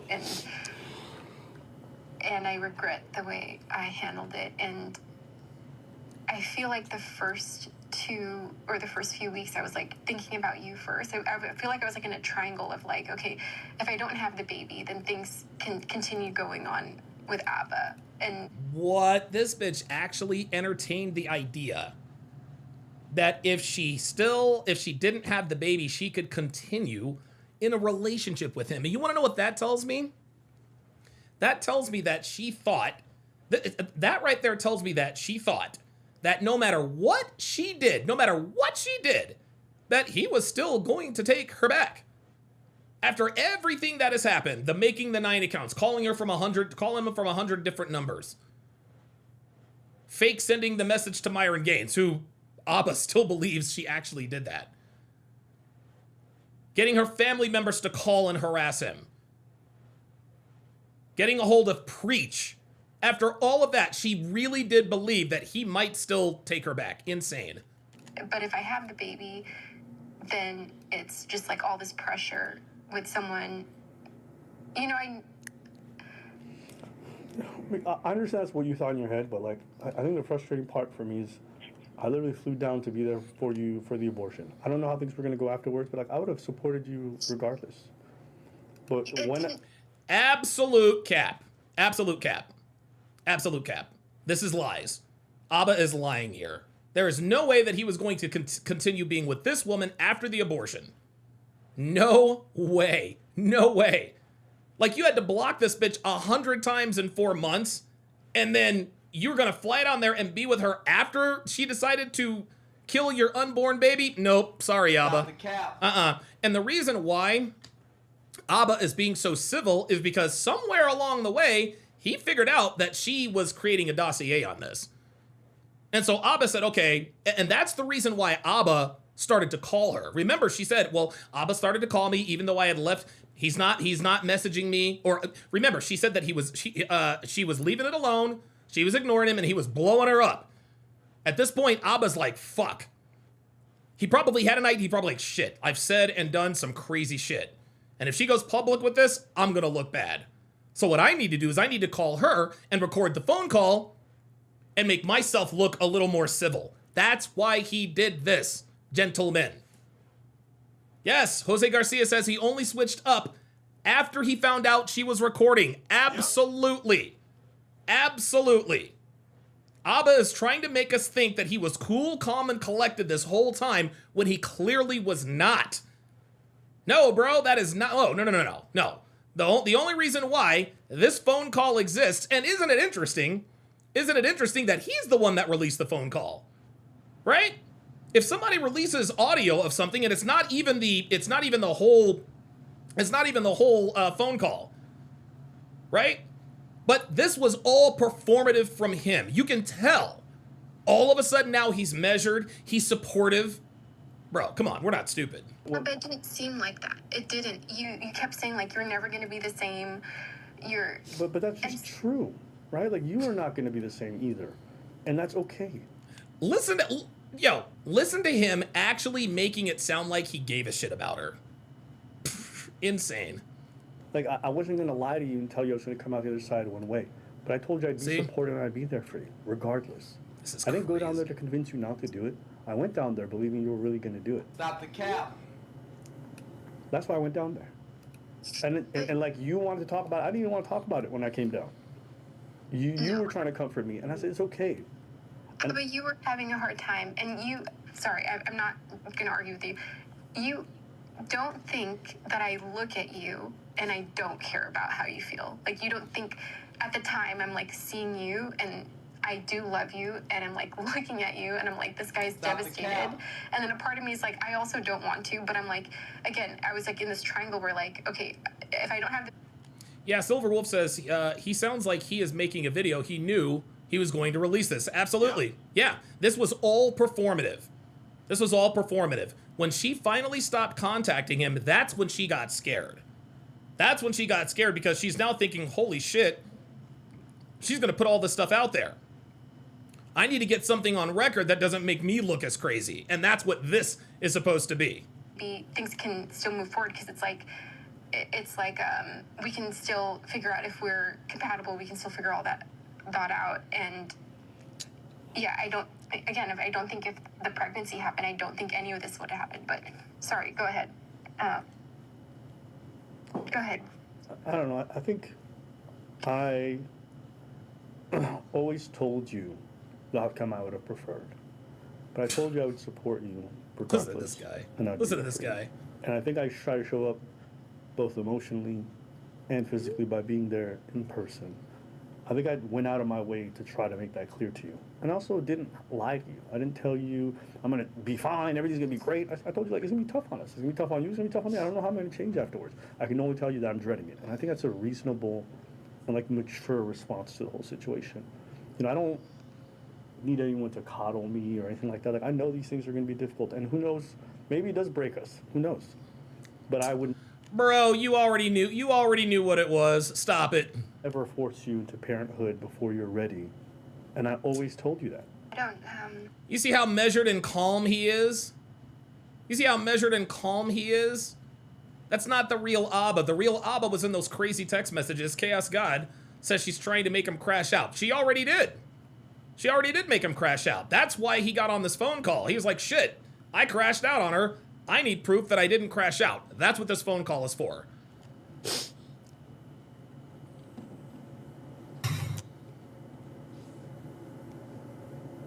Yeah, you're nuts. And she says you're nuts. That's okay. Thank you for letting me say all that. But yeah. I don't know if it's for every. For us to separate and you not think that this was for us to separate, I couldn't have. That was wrong. I think just to debrief or to recap. I couldn't have Debrief, shout out Myron Gaines. you. I don't want you to for us to separate and you not think that this was really hard on me, and that I didn't love you. Again, I don't think the amount of And guys, let's be clear, this entire phone call is damage control. Okay? I want to make this clear. The only reason why he started recording is because he knew that she was recording. That's all there is to it. He knew that she had created a dossier, and he figured it out too late.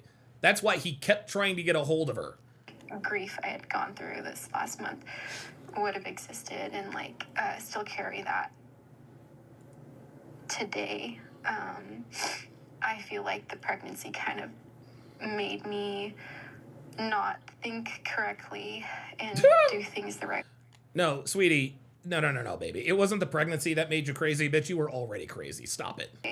And it kind of messed things up weirdly, and I didn't move properly. Kojo says damage control for both of them. No, for him, Kojo. The reason why he made sure that this phone call happened is because he realized, oh shit, she's recording everything. She's got a whole file on me. I need something that shows people that I'm not really the way that I appear to be, and all of that other stuff. That's why he is calm. That's why he is measured. That's why he's supportive and understanding. This is not the real Abba. The real Abba is in those text messages before he figured out that she was recording everything. And the only thing I can say to that is, I didn't know what I was doing, and I was honestly trying my best. And, I'm sorry for everything. I'm sorry for everything. This is funny. So Abba thinks that this vindicates him. Abba thinks, oh, I got her to apologize. I'm sorry for everything. That doesn't vindicate you, Abba. You still fucked up, my guy. You can't unsend those text messages, bro. Not anymore, anyway. It's okay. Like I said earlier, when... Listen to him. It's okay. No, bro. This is funny as hell. This is so fake. It's okay. I don't want you to think that I want to do this to have a chance to litigate the past or prove my point. I really want to just let you be able to say what you want to say and please. Kind of get things off your chest. No, you didn't give a shit about what she had on her chest. What you gave a shit about, Abba, is how you would look if this phone call never existed. And I appreciate you sharing all these things. And yeah, Silver Wolf says their whole channel is about pretending to hold the moral ground. Exactly. This exposes him as a fraud. And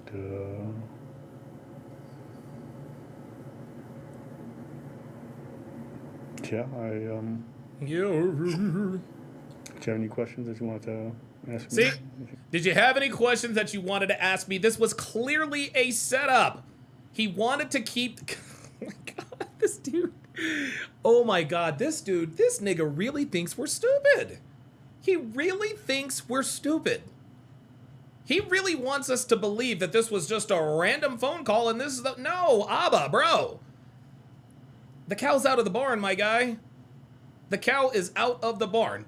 So you apologize. Do you have any questions for me? What other questions could there be? You blocked this bitch 100 fucking times.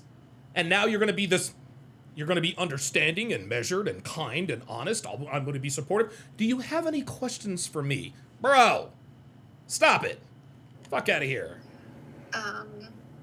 No, but I think really the only honest thing that I'm feeling right now is you're not saying much, and that... Yes, the reason he's not saying much is because he is putting on an act.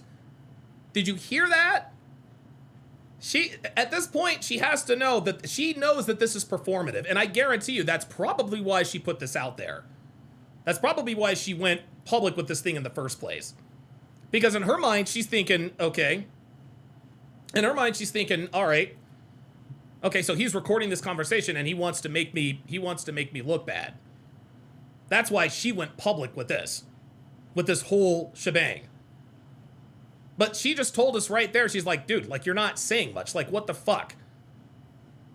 See, he was saying all kinds of shit before, but now that he knows he's being recorded, now he's not gonna say much. This is not the real Abba.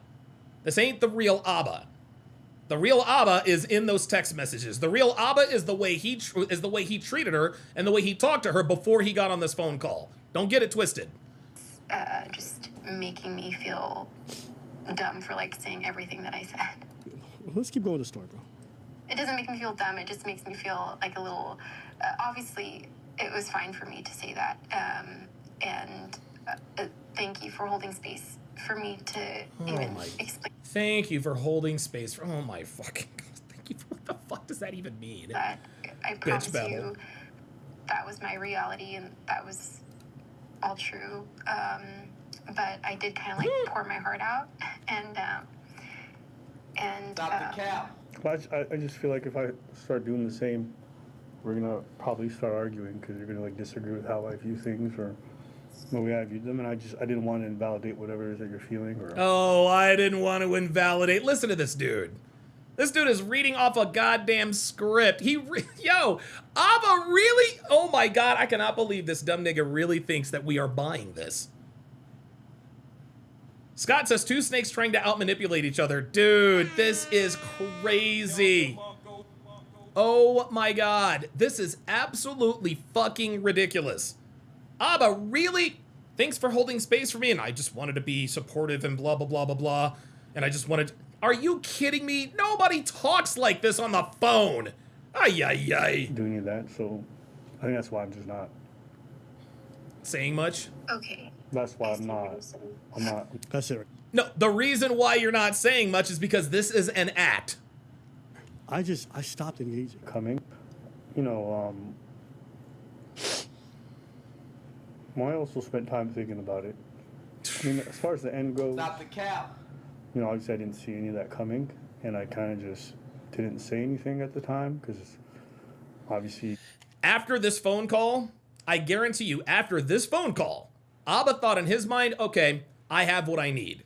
If she makes this public, I'm going to use this phone call to refute everything she says. Sorry, bruh. Nope. Ain't nobody buying this, bro. Ain't nobody buying this, my guy. Nope. This is abso-fucking-lutely fraudulent. This is not a real phone call. This is all performative. This is all performative. This guy really thinks we're stupid. I was very caught off guard, and on top... Yeah, Level Up Man says this whole call sounds staged. Bro, that's what I'm saying. But the reason why she decided to go public with this is because I believe that after this phone call, he had no contact with her ever again after that. You guys understand what I'm saying here? He was supportive, he was doting, and yeah, maybe this is the end, blah, blah, blah, blah, blah. Soon as he got off that phone call, he blocked her. He blocked her. And she said it herself. 3 weeks. 3 weeks went by. That was a long fucking time. And she said, you know what? I've tried everything to get and keep this man's attention. And it almost worked. It almost worked. She tried everything to get this man's attention. She tried faking a pregnancy. She tried to fake a message to Myron Gaines. She was making multiple accounts, blowing up his phone, trying to hit him up on Instagram, Slack, whatever. Got her fucking cousins trying to reach out to this dude. Tried to reach out to fucking Preach. She tried everything.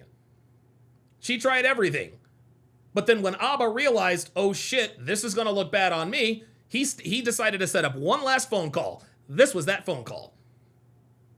And she probably thought that things were going to be amicable between them and maybe, dare I say, get back together. And when she figured out, oh shit, he fucking got me. He got me.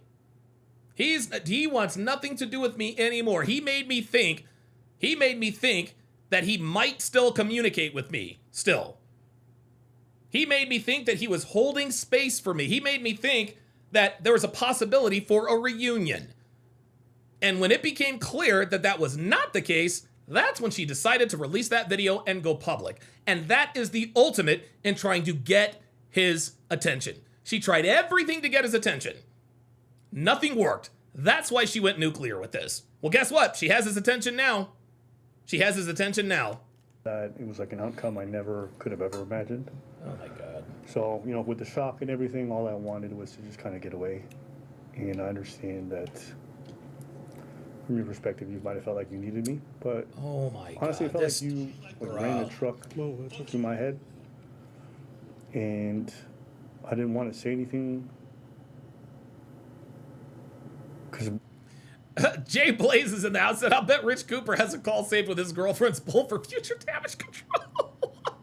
All right. I had no control or any say in it. So it's just like, I just couldn't be supportive. I couldn't be there for you. This is ridiculous. Guys, do you I couldn't be supportive. I couldn't be. Dude, this is, oh my God, this is such bullshit. This is such bullshit, dude. This dude really thinks we buy this. This dude really thinks that we are buying this bullshit. This is not who he is. Oh my God. It was just, yo. I knew. It all I makes knew sense now. I did that to you. Yeah, and I'll just say, like, you know, I don't know, my response wasn't great, but I know my response wasn't great. There you go. There it is. So now he's copping to acting crazy. I know my response wasn't great. That's why the phone call exists, Abba. And honestly, I gotta give it to him. He gave her enough attention to satiate her for a little while, but he didn't want to have anything to do with her.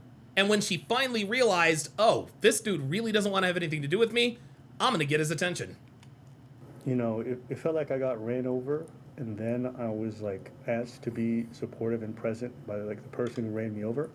And when I just now he's gaslighting. wanted to like get away, like I was just bombarded, and so then I just started attacking. And By bombarded, I mean I was harassed by all her friends and threatened with blackmail. I'm not proud of that response, but I don't know what I could have done in that moment when I tried to get away, you know, like, and, you know, I'm really not someone who spends time being cruel to the people around them or stuff like that. I'm generally very, very, very calm. Oh, are you? But I definitely felt like, yeah, I don't know, I think I felt like there was not much space for me throughout quite a lot of it. And This dude. And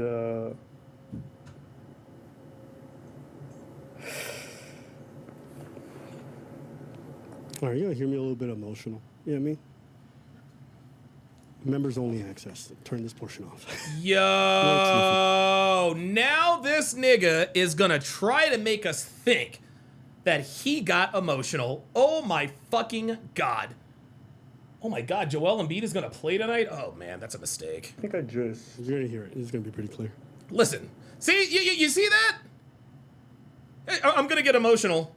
It'll be clear. Yo, let me rewind this. Oh my God. Listen to this. Listen. All right, you're gonna hear me a little bit emotional. You know what I mean? You're gonna hear me a little bit emotional?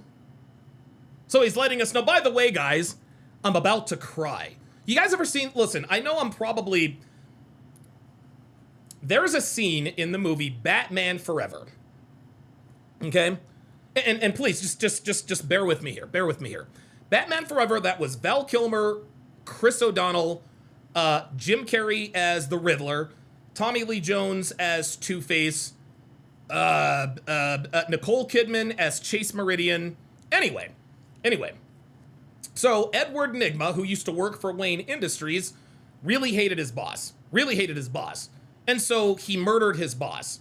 And when Bruce Wayne came to find out what was going on, Edward Nygma, who is actually the Riddler, says, yeah, he left this suicide note, and as sort of a funny joke to let us all know that he really killed him, he says that he left the suicide note. He's like, yeah, you'll notice all of the diction and all the word spacing is all matches him completely. Oh, I can't believe he's gone. That's exactly what Abba just did right here.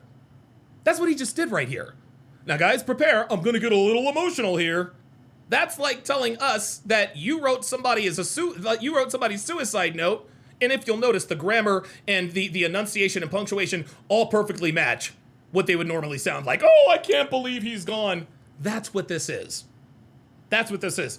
Hang on, guys. I'm gonna get emotional because this is real. This nigga, unbelievable. Like, you got to tell us that you got emotional? The reason why Abba felt the need to tell us that he was getting emotional is because he wanted to make sure that that was on record. He wanted to make us think that he really cared for this girl and her baby. He really wanted us to think that he got emotional. Are you fucking serious? I'm gonna get emotional. Get out of here. Members only access. Turn this portion off. Listen to this. Listen. You want sniffles? I think I just... You're gonna hear it. It's gonna be pretty clear. See? He tells us not once, but twice. You're gonna hear it. I think it's pretty clear. Right. It's like he's giving us to get, guys, here comes the emotional part. Watch. Just listen again. Listen again. Very calm. But I definitely felt like... Yeah, I don't know. I think I felt like there was not much space for me. Listen to this. Throughout quite a lot of it. And I'm gonna get emotional, guys. Get ready. And,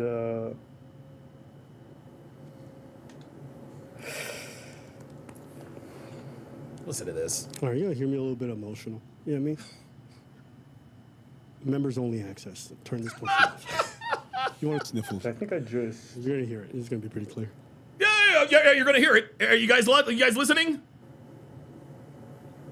And yeah, Batman Forever was absolutely a fucking terrible movie. Yeah. Yeah. I don't know. I think the relationship as a whole...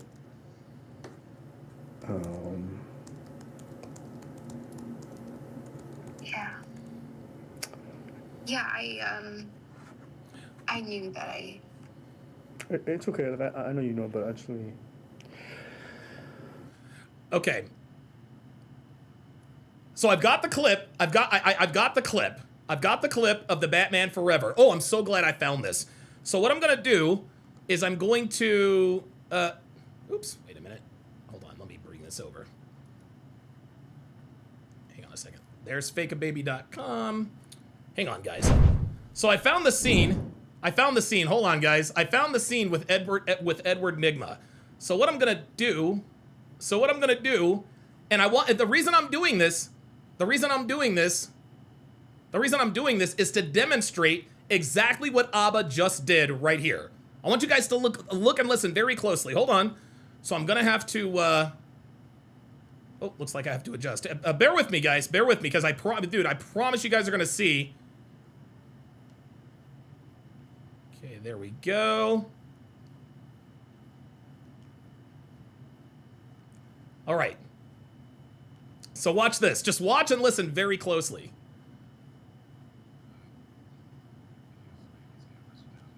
Oh, perfect. It's not, oh, okay. So it's a little grainy. So hopefully we can hear it.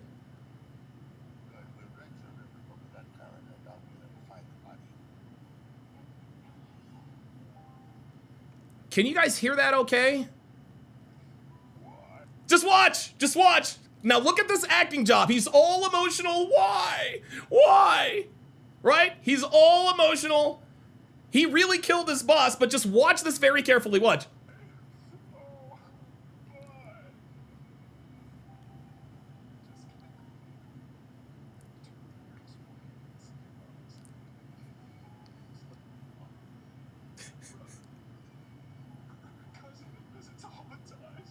Oh crap. Hang on. I know what I'll do about it. Watch this. Hold on. I think I know how to fix it. Guys, this thing is only so loud, so I'm gonna have to turn up the decibels. I'm gonna mute myself because it's gonna be really loud on my end, but just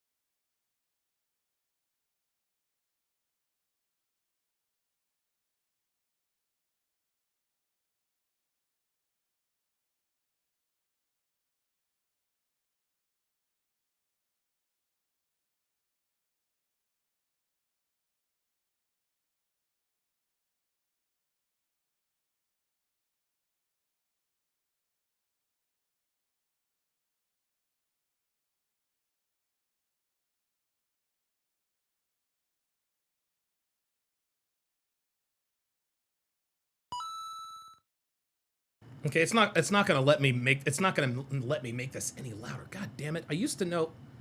Hang on, guys. Why won't it let me do the? We do it live, guys. Bear with me here. Why will it not allow me to? It's not letting me do the advanced audio properties. Ugh.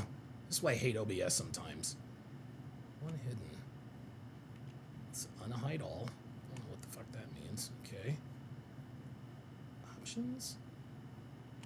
There it is. God fucking damn it. I hate that shit. Okay. All right. I figured it out. Hang on, guys. All right. So I'm going to turn this up and I'm going to play this again. Here we go.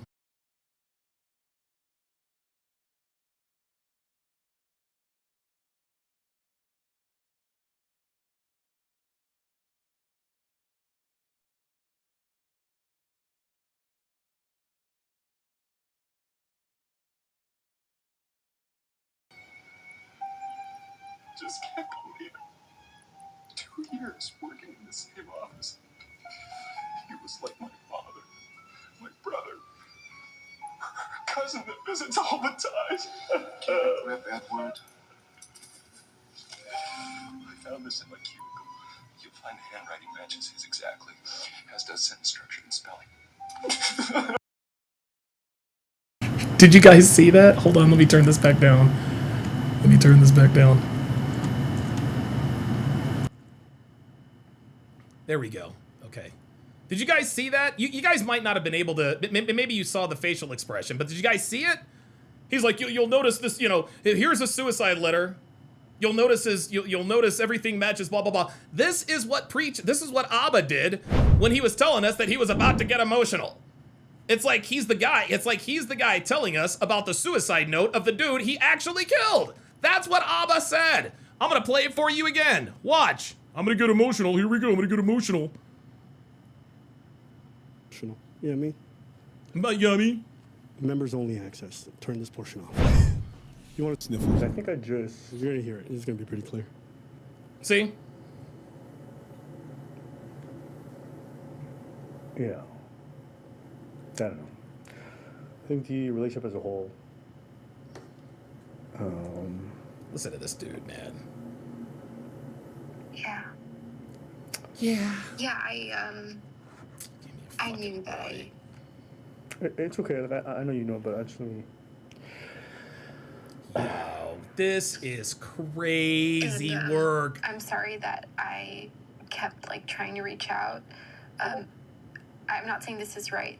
I was so desperate to figure out, like, well, I knew that at that point we were just like at war and we were just fighting. But like I just was so desperate to figure out what to do with the pregnancy, and so again, Abba thinks he's slick. He thinks he's lulling her into a false sense of security. He thinks he's smoothing everything over, right? He thinks he's smoothing everything over, blah, blah, blah, blah, blah, right? Oh, you know, you held space for me and blah, and I'm gonna get emotional. This is all fucking fake. This is all fucking fake, man. Everything about this phone call is absolute cap. Fuck out of here. No, dude, nobody buys this, Abba. Me wanting to keep it, and then I had broken up with you because I wanted to keep it, but then that was like a dumb thing that I did. Again, I froze, and I had broken up with you because I wanted to keep it? What? Oh my god, this bitch is crazy. That ended up the way that ended up. I'm not saying it's right. I'm just telling you, like, it was, like, I don't know what the heck. My like, cognitive ability was just, like, so impaired by all this pressure. Babble. And, yeah, and then, again, that's why I reached out to Preach, and I was just so desperate to figure it out and do the right thing. And it was, like, soul-crushing. Like, this whole thing didn't, like, just hit, like, my heart. Like, it crushed my spirit. Like, everything did. Like, from the moment, you know, even, like, me having that phone call with you, and me, like, not realize, like, and everything happened so quick. And even, like, a few weeks after, I knew it was my fault. But, like, I was, like, I knew you were going through, like, your process of, like, shock in the beginning. But, like, It was the week I had the abortion, and Kimberly had came back to help me. I think this was 2 weeks after talking to you, after our last talk. And yeah, it was actually. It was 2 weeks after. I was still trying to figure out if I wanted the baby. I had gone through like a weird shock. Also, She was so shocked. Her first reaction was to, all right, move on. I regret that. I regret the way I handled it.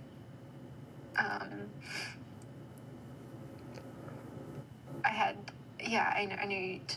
Okay, I have a better, guys. I have a better look. I have a better copy of it. I just found a better, better thing, a better video. So check it out. I'm gonna play it for you again. This is Edward Nigma.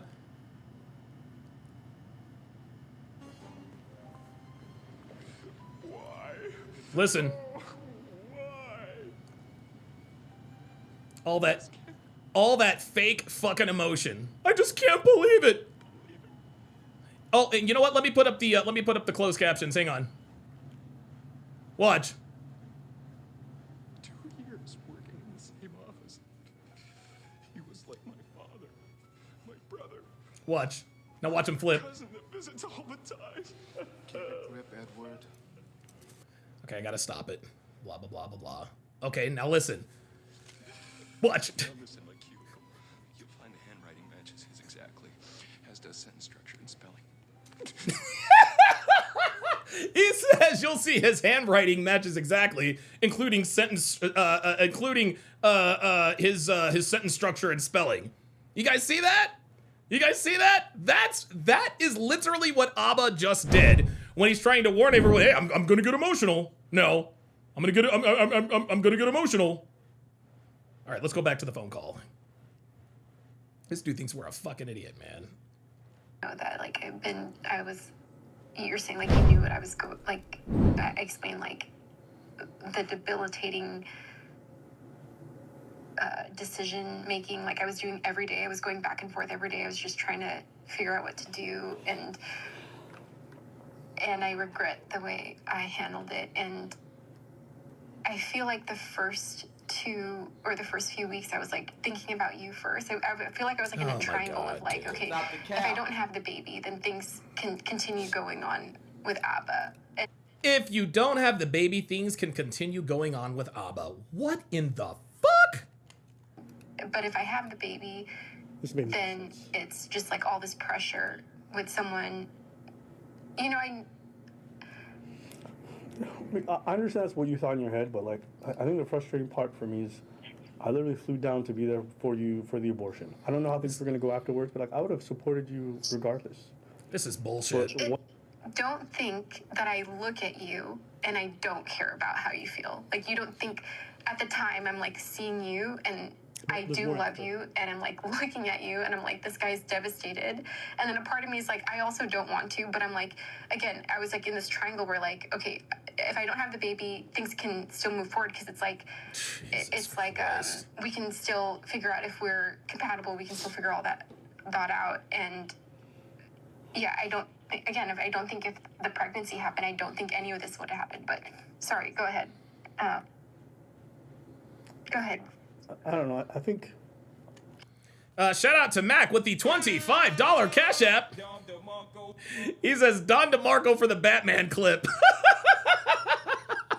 Dude, that's immediately what came to mind. It was Edward Nigma. He was like my brother. I found this in my cubicle. You'll see that the sentence structure matches, including the dictation and the handwriting. I was like, oh my god, this fucking guy.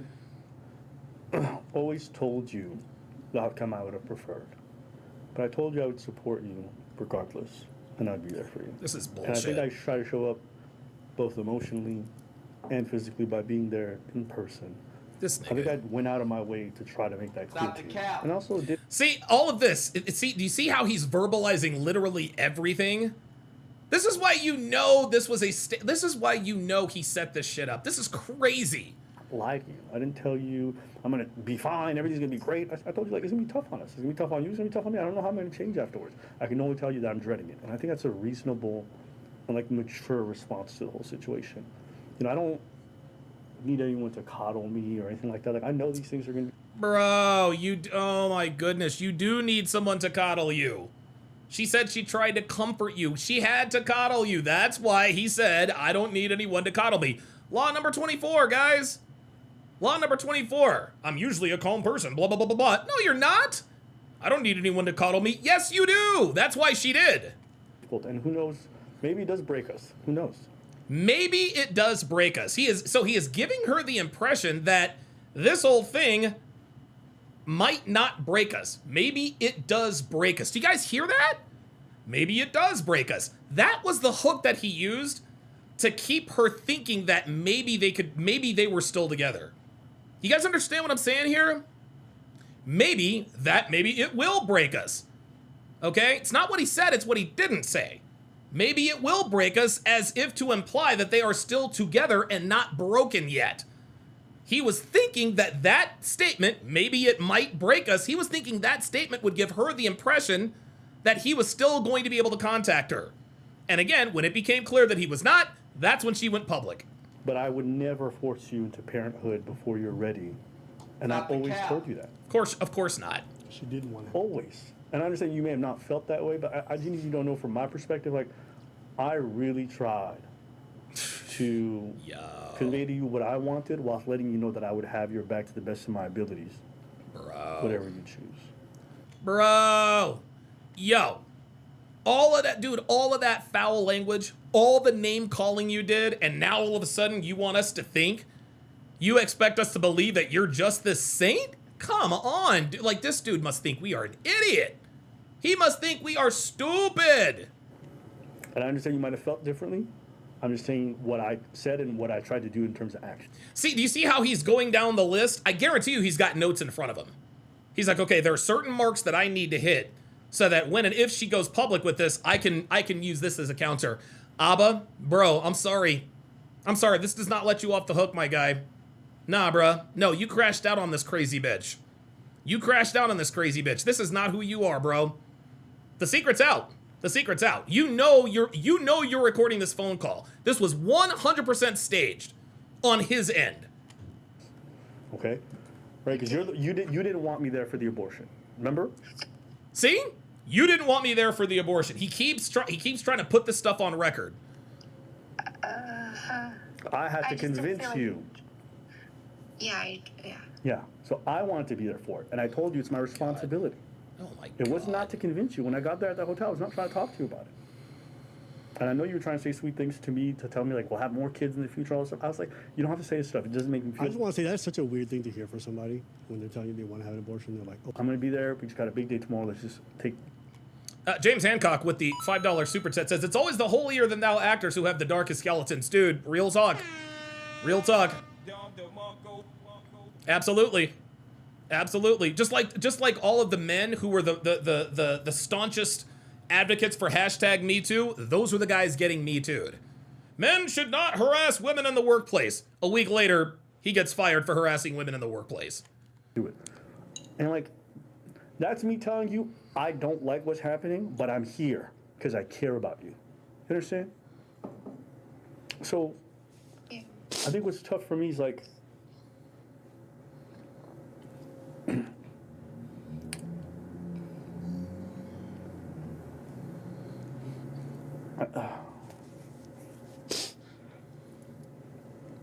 I think throughout this whole process, I know, like, you were, and I think I was learning over time. You know, I didn't know at the beginning, but, like, after our first large issue post-pregnancy, like, I think I started to understand the mental and, like, toll it was taking on you, you know? And I was constantly just basically biting my tongue whenever there was something that... Oh my God, now he's gonna sit here and try to make us think that he just cared about her mental state. Fuck out of here. Praetorian Guard is in the house. Good to see you in here. Because I imagined in my head, like, this is mostly due to the pregnancy, and, like, it'll be okay. You know one thing I don't do? Like, maybe this is just for different reasons, and I don't... One thing you don't do, this is probably something he does. Like, malintention, but, like, I don't try to convince you that I loved you. You know, I know why, because I know I loved you. And whether you believe it or not... Oh, my God. Oh, my God. Oh, my... Dude, this is bad for so many reasons. Number one, we know he's lying. He never did love her. Number two, if you did love her, that proves you're the simp. How the fuck can you love a woman like this that you had to block 100 times in 4 months? What are we doing? What are we doing? It won't even matter at all to me. This is terrible. But I'll be honest with you. Like when we sat on a call, and yo, I'm gonna tell you what, man. It is so, yo, it is so fucking obvious. This dude is just playing a role here. It's ridiculous. It's ridiculous. You might break up with me because you don't know if you'll be attracted to me. Oh Like when you my were saying all this God. kind of stuff, like I was just eating it on the chin.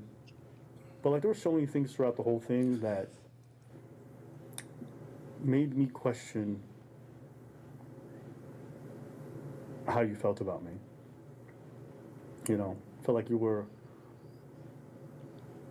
quite critical, but I felt like you constantly try to pull me back in and try to reassure me and that you were here to stay.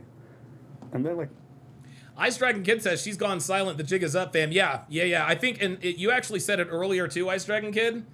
She knew that this was sus. That's why she's gone silent. You know, there were like 2-3 times where I was like, it's okay. Like, I don't feel like you want me, and I accept it. Like, this is even like early too. Oh, and like, you would always try to tell me, and I'm like, okay.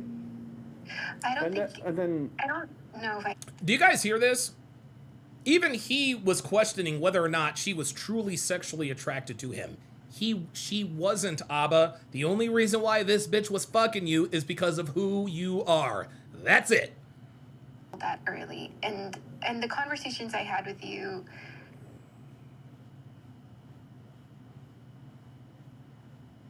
Oh, I guess that's it. Okay. All right. So that's the end of that. So that was the that was all that Abba. That was all that Abba released of the phone call. So I don't know. Well, I guess we'll see what happened. Oh, wait a minute. There we go. Let's get that out of there. There we go.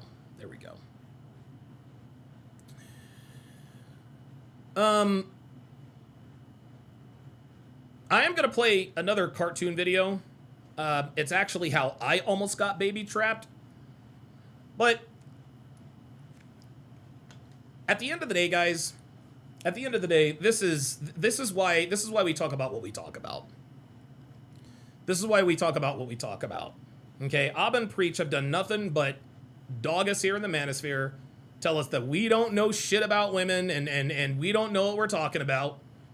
And everyone who comes for the manosphere, everybody who comes and tries to make it look like you guys don't know what you're talking about, I've got it figured out. Really? We were right about Destiny. We were right about Neon. We were right about Akash. And now we were right about Abba. We were right about Abba, y'all. We are undefeated in the manosphere, man. And the reason we're undefeated is because we know these fucking bitches. We know these bitches. And here's another thing, y'all. Abba, by the way, Abba just got red-pilled. He just got red-pilled. He's not going to admit it, but he just got red-pilled. He just, like, he's been telling us all these years that we don't know what we're talking about. He now knows. He knows. He dogged Fresh for months over his bullshit with Daisy. And he walked right into the same trap. And again, that phone call was damage control. The only reason why he recorded that phone call is because he knew that she had an entire dossier made up. And at the end of the day, this dude almost got baby trapped with a low sperm count. This is why this is bad. Number one, this woman, I don't believe this woman was ever pregnant.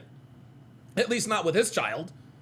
Okay, number two, she actually tricked him into making him think that she was pregnant with his child. And he took the bait, hook, line, and sinker. She's got all this proof of babe. No, it's all fucking cap. Bro almost got baby trapped with a low sperm count.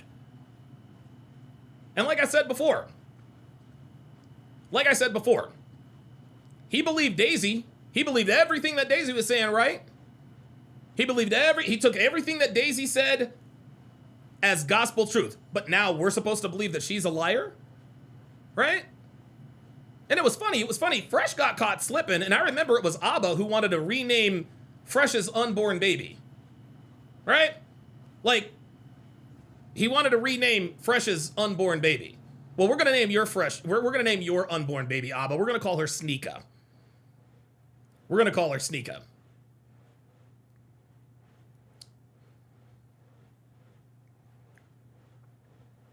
And again, I want to make this clear. This is what happens when you don't understand what we understand here. This is what happens when you pay for sex. This is what happens when you pay for sex. Now, a lot of people are saying, okay, well, this is karma, karma, karma. What has happened to Abba is not karma. There is no such thing as karma. What has happened to Abba was cause and effect. The cause was that he don't know women. The effect was that, well, he got played. He got played. This bitch set a trap for him. He stepped into the trap and he almost fell for it. He almost fell for it. He almost fell for it. This dude actually believed that this woman was carrying his child. You actually believed that this woman was carrying your child. Bro, you have a low sperm count. You have male tits. He probably has more lactate in his system than he does testosterone. That's why he has a low sperm count. Look at him. He looks like a fucking sack of potatoes. He's like Amy Schumer. Well, I don't know. Amy Schumer, I think, lost the weight, right? And it was interesting. About a month ago. Oh shit! Breece Hall got a 3-year, $45 million contract. Good for him. Good for him. I had a conversation with Kevin Savo. I hadn't caught up with him in a while, and I think I had mentioned him on the show. And you guys were asking, hey man, how's Savo doing? What's he up to? So I shot him a text message, and we shot the shit, which was cool. We caught up, updated him on what I was doing. He updated me on what he was doing. And I'll never forget that this is interesting. Right before we hung up, he's like, you know what, man? He's like, these Abba and Preach guys, he literally just brought this up. He said, the same thing that happened to Anthony Johnson is probably going to happen to Abba and Preach. And I was like, what are you talking about? He's like, dude, you can't expect to talk shit about people all the time and highlight their mistakes and expect to have allies. You just can't. You can't. He said at some point, something is going to come out about either one or both of these dudes. And almost exactly a month to the day, it happened. It ain't no fun with the rabbits when the rabbits got the gun, huh? Hi. All right, I'm gonna play a couple more videos for you guys. One video I'm gonna play for you because a lot of you still don't realize who I am. So this is the first video I'm gonna play for you. A lot of you probably don't realize. So I know some guys are probably. Oh, wait a minute. Sorry about that. A lot of guys probably don't realize, and I gotta do this every once in a while just to remind you guys. Okay? Now, just to be clear, Fresh and Fit would have been where they are with or without me. Because if I hadn't not put Myron on, somebody else would have. Like his talent was immediately evident to me. That's why I co-signed and I said, dude, you got to do this. And if you think I'm lying, here's what it is. This is the entire story about how Fresh and Fit came to be. Watch and learn. So I know some guys are probably wondering, Donovan, or actually not Donovan, Myron, how did you meet Donovan Sharp? How did you make this happen? Because a lot of people have asked, like, hey man, how did you guys become friends and everything like that? Because obviously we do our show Weights and Dates on Sundays now. Sundays right before the 7th. Yes. Sundays at 6 right before the 7th. And so it started, man, I actually got a consultation with Donovan, and we were talking about, shooting stuff about fitness, game, everything like that. I was like, hey man, you're a pretty knowledgeable guy. Would you like to come on the show? And I was like, dude, it'd be an honor. And he had me on and we talked about fitness. We did a show. And then we started doing it pretty much like weekly, bi-weekly, where we would do like fitness shows. And then I'll never forget, Donovan was like, hey man, you need to make a YouTube channel. You need to do this. You can definitely make a pretty good living for yourself doing this stuff. And I was like, in my head, I was like, man, I don't know if I want to leave this school teacher job, right? and do school this. Teacher, listen, you're a school teacher and then you moonlight as a florist, right? Exactly. You don't want to tell them that. And then Chippendales on Sundays. There you go. There you go. But right after the 7. But I was like, man, do I, and I took it seriously, man. And fast forward about a year later. Yeah. And now I got Donovan Sharp in the studio here in Miami, Florida, at the Panorama Tower, not the TSR towers, but the Panorama Tower. So, man, it's an honor, and I just want to say on air, thank you, Donovan, because you're a big inspiration for why we have the studio right now, why we've went so hard with the quality. And yeah, man, thank you so much. Yeah, listen, the interesting thing is before we had our consultation, I remember you used to call into my show a lot. Yeah. And I remember, I used to see your area code every time. And I think the 3rd or 4th time you called me, I said, okay, this guy is in the field. This guy knows more than a lot of my other callers. That to me was the genesis of, maybe putting a bug in your ear in terms of, starting a show, maybe doing a podcast and then going to YouTube. Mm-hmm. And so I said to myself, okay, and you're the most knowledgeable guy in terms of fitness and nutrition I've ever talked to. Thank you, man. I've had other fitness and nutrition guys on my show. I've had Drew Bay, I've had a couple of other guys, but nobody explain. Like, you seem to be the most confident, number one. Number two, what you say makes the most sense. And then you came with the graphics and all of the facts. PowerPoints. Yeah. Right. And then you understand women, you understand how women work. And I was like, this guy could really start doing things. And so I remember when I started doing shows with you, I said, okay, this dude really, really knows what he's talking about as far as, being fresh and fitness, if I can do a little show plug there. And then I remember I was actually talking to my Patreon audience. I did a Patreon only broadcast, probably for about a month. I remember this. And towards the end, I said, guys, I'm going to align myself with someone. And this guy's a young and up and coming guy. And a lot of my patrons are like, are you going to align with this guy, that guy? I said, nope, this is going to be Myron Gaines, because this is the dude. This is the next dude. Like, when I'm dead and buried, or if for whatever reason, YouTube, deletes my channel right before I get 200,000 subscribers. He's right there, guys, by the way, almost at 100,000. No, I think I'm 901 subscribers away from 100,000. I never thought this day would come. But I figured as soon as I'm, if I'm gone or they find some way to erase me off the internet, you're the closest there is to, I guess, another me. Yeah, so, man. Yeah. And guys, it's funny, behind the scenes, like, you guys are so similar, and that just goes to show the power of networking. Myron came in, added value to Donovan's show. Yes. Donovan said, you know what, this guy has potential. Let me look into him. And then from there, it blew into this. It's very true, man. Powerful. It's very true. And then me and Fresh met through Solo TV. Yep. So if I didn't do the 7 with you, I would have never met Solo TV. I would have never met Fresh, and then we wouldn't even have had this. So, guys, this is, not to plug our Instagram course, which Donovan's affiliate code is below. And by the way, the 6 and or the 7, that featured Myron and Kevin Samuels. Kevin was he was an original member. He was an original member of the 6. And dude, I didn't know what to expect. I didn't know what to expect from all that. Hang on a second. Where is? There it is. Okay. Yeah, all right. But all right. So I'm gonna play you guys one more video. And again, the reason why we teach you guys certain things. The reason why we teach you guys. Oh boy, I don't know what the hell that was. The reason why we teach you guys these things is because we've gone through these experiences. And listen, man, somebody put in the chat, I know you're happy to see this kind of stuff. I'm not happy to see this, man. And look, man, it would be easy for me to come on here and call Abba all kinds of names, right? I could talk about how he got milked, whatever. You know what I mean? Like, I gotta come on here and call him all kinds of names because I think I have license to, because that's what he's done with me over the years. I'm not doing all that. I'm not doing all that. I'm not gonna do any hit pieces or whatever the case may be. I'm not doing all of that.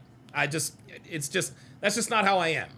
I'm not I'm not the type of person to talk shit about somebody for just no reason. And I have plenty of reason to talk shit about Abba. I'm not doing it. I'm not doing it. Okay? I'm not doing it because I'm just not, I don't know. I just don't feel the need to. I don't feel the need to, man. I really don't. I think this whole thing, this whole situation speaks for itself. There's no need for me to pile on. There's no need for me to pile on. But no, I'm not happy that this happened. I'm not happy that this happened. I'm not jumping for joy that this happened. Now, I know Myron probably feels differently because even though they've done a couple of hit pieces on me, they went at Fresh and Fit for years. So I understand that totally.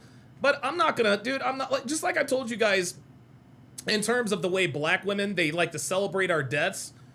They like to talk a bunch of shit about us. Guys, leave the feminine behavior to the females. Let them talk shit. Let them talk out of the sides of their necks. Let them react emotionally. I'm not doing that here. At least that's not me. You know, what purpose would it serve for me to come on here and talk all kinds of shit about Abba? No. All I did was I systematically pointed out where he fucked up and where he made the mistakes, man. And I hope he learns from this. Like, I genuinely do, because even though Abba doesn't like me very much, and I definitely don't like him, he's still a man, guys. He is still a man. And at the end of the day, I am team man. I said it about Destiny before, too. Destiny has spent all this time trashing me. When the shit happened with him and Melina, and you guys might not remember this, but I said, hey, Destiny, look, bro. Look, man, if you need someone to talk to, like, if you need someone to help you out, I won't even tell anybody about it. I'm not gonna broadcast this, like, because Destiny was clearly hurt by the situation. He was clearly hurting. I believe that he truly loved Melina, and Melina did him fucking dirty. You know? Abba almost got baby trapped by a psycho bitch. I'm not gonna celebrate that. You know what I mean? Like, what? Like, how does that make me look coming on here, you know, celebrating somebody else's, you know, supposed downfall? And like I said, Abba's gonna be fine. This is not gonna cost him anything. Yeah, he's gonna go through it for a few weeks and people are gonna talk shit. At the end of the day, he's gonna be fine. He is absolutely going to be fine. I'm not worried about that. I don't wish anything bad to happen to Abba. I just don't, because he is a man. And at the end of the day, I am team man. Shout out to Ark Survival. Welcome to chat privileges at Ark Survival 11 to welcome him to the family. Right? And so what I'm going to do in this situation, I'm going to show a characteristic that Abba says that he has. I'm going to show some integrity. I'm going to show some emotional maturity. I'm going to show a little bit of masculinity. I'm not going to come on here and make fun of him and bash him. There's no need for me to do that. This situation speaks for itself. It speaks for itself. I don't need to attack Abba, man. Like, dude, he's got enough problems of his own. And yeah, I've got plenty of reason to do it. He's released, what, 2 or 3 hit pieces on me over the years? I think he just released one about a month and a half ago or something like that. I don't give a shit. I don't watch him. I just don't care. Like, and the reason why I don't feel the need to attack him, guys, is because I'm winning at life, guys. Dude, my life is awesome. I live in a ridiculous house. We have the cutest dog in the world. Devin just got an e-bike. I live a quiet life in a Reno Valley in a really nice neighborhood. What do I need to come on and cook somebody for? There's no need for that. I'm good. I'm solid. I'm rock solid, man. And if you want to get to where I'm at in life, don't make mistakes like Abba made. Because if Abba makes this mistake again and again and again, that's when we'll start to worry. That's when we're going to start to worry.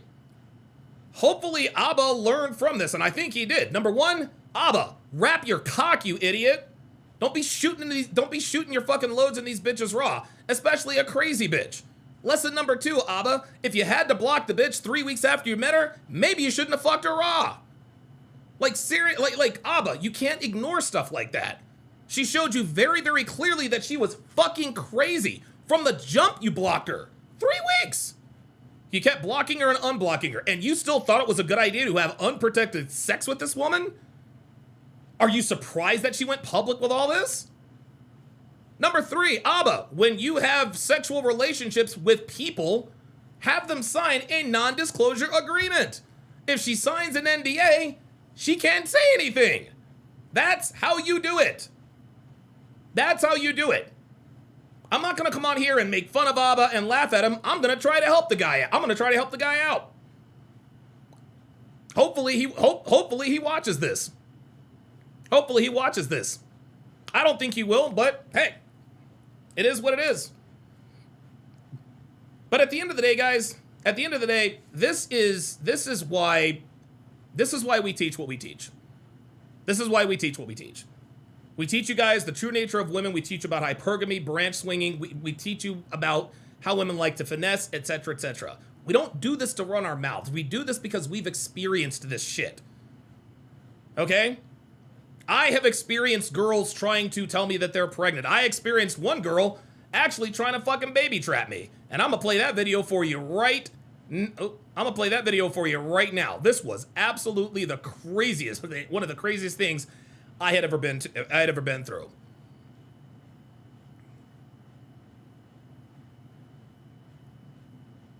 And away we go.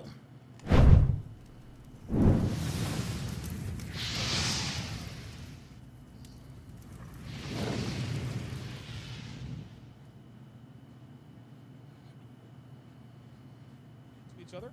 We had a great time together, and it appeared she wasn't seeing anybody else. Until I got a phone call at work on a Monday afternoon that ended our relationship. Back when I lived in Vegas, I was in a really, really serious relationship with a Latina girl for about a year or so. Her name was Christiana, and she was exquisite. Beautiful girl, 23 years old, long, thick black hair, gorgeous face, perfect body. Her butt was out of this world hot. She had nice perky boobs, the whole nine. Like the kind of girl who could date anybody she wanted, male or female. And the reason I knew this is because she got hit on by both genders when we were out. Now, she did have a small foot tattoo and a small wrist tattoo, but really, other than that, she is easily one of the hottest girls I've ever actually committed to. I've hooked up with plenty of solid 10s, but after having dated about, I don't know, half dozen strippers or so and getting cheated on by every single one of them, I finally learned that, well, 9s and 10s are community property. They belong to the game. Have your fun with these girls, but do not commit. Anyway, if not for Christiana's tattoos, she'd probably be somewhere between, I don't know, a hard 9 and maybe a soft 10. I mean, this girl was hot. So our relationship started like most seem to these days, and that is just casual bed buddies. I met her at a house party out in Henderson. I was inside with my buddies having a few beers. She was out on the porch drinking tequila with her girlfriends. Everybody was out having a good time. Well, obviously, I knew I wanted her the minute I saw her. So I walked out onto the porch where she and her friends were, and I said to the group, go inside for a while. I'm gonna hit on your friend here and see if she's interested in being one of my wives.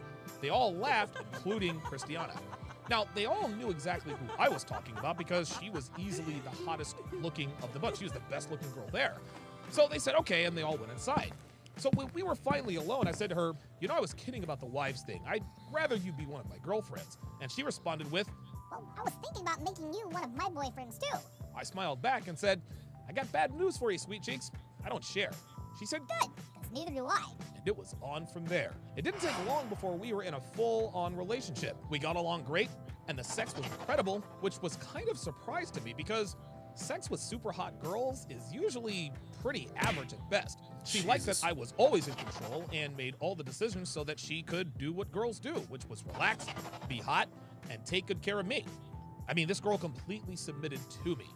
We really, really liked each other, and it was obvious to everyone around us. Now, we were friends with benefits for about 3 weeks before she told me one night, I'm not seeing anybody else. I hope that means something to you. Now, maybe she was, maybe she wasn't, but that didn't really matter to me because we were together literally every night. I mean, if she were sleeping with someone else, it would probably have to be at work because she worked crazy hours as a hairdresser. Now, I had a couple of other girls I was seeing on the side while she was at work, and she did find out about one of them, but she didn't really seem to care. She just said, Look, I want to see it. I want to hear about it. Just keep anybody you're seeing to yourself. So we had what I thought was a pretty solid relationship. We were into each other, we had a great time together, and it appeared she wasn't seeing anybody else. So we were a very happy couple for the next couple of months. Things never got stale, the sex was great, she kept herself in shape, she cooked my meals, she cleaned my dinky little apartment, and she was genuinely happy to do it. So our 1-year anniversary came and went, and things are still going great. Until I got a phone call at work on a Monday afternoon that ended our relationship. Before I talk about that crazy call, don't forget to like, subscribe, and share. And if you want tens of thousands of hours of exclusive content not found anywhere, guys, go to patreon.com/DonovanSharp. Video and audio versions of every episode, including the podcast editions, which are free of the small talk, and the ability to see tomorrow's video today are just the tip of the iceberg. Join our community of over 1,500 men who strive to live lives of unapologetic masculine dominance at patreon.com/DonovanSharp. Link in description. Okay, let's get back to my story here. So we're going to rewind about 9 months or so and get some background as to why this phone call ended things between us. Christiana was on a shot for birth control. She was on Depo. She wanted to stop using condoms at about the 3-month mark of our relationship. And of course, I told her I would do no such thing. So like most girls, she told me that she was on the pill, and like most men with my level of awareness, I told her I didn't care. I'm still wrapping up. She continued on with the female playbook and said, Don't you trust me? I said, look, sweetie, I don't trust anybody. Don't take it personally, but I don't want kids.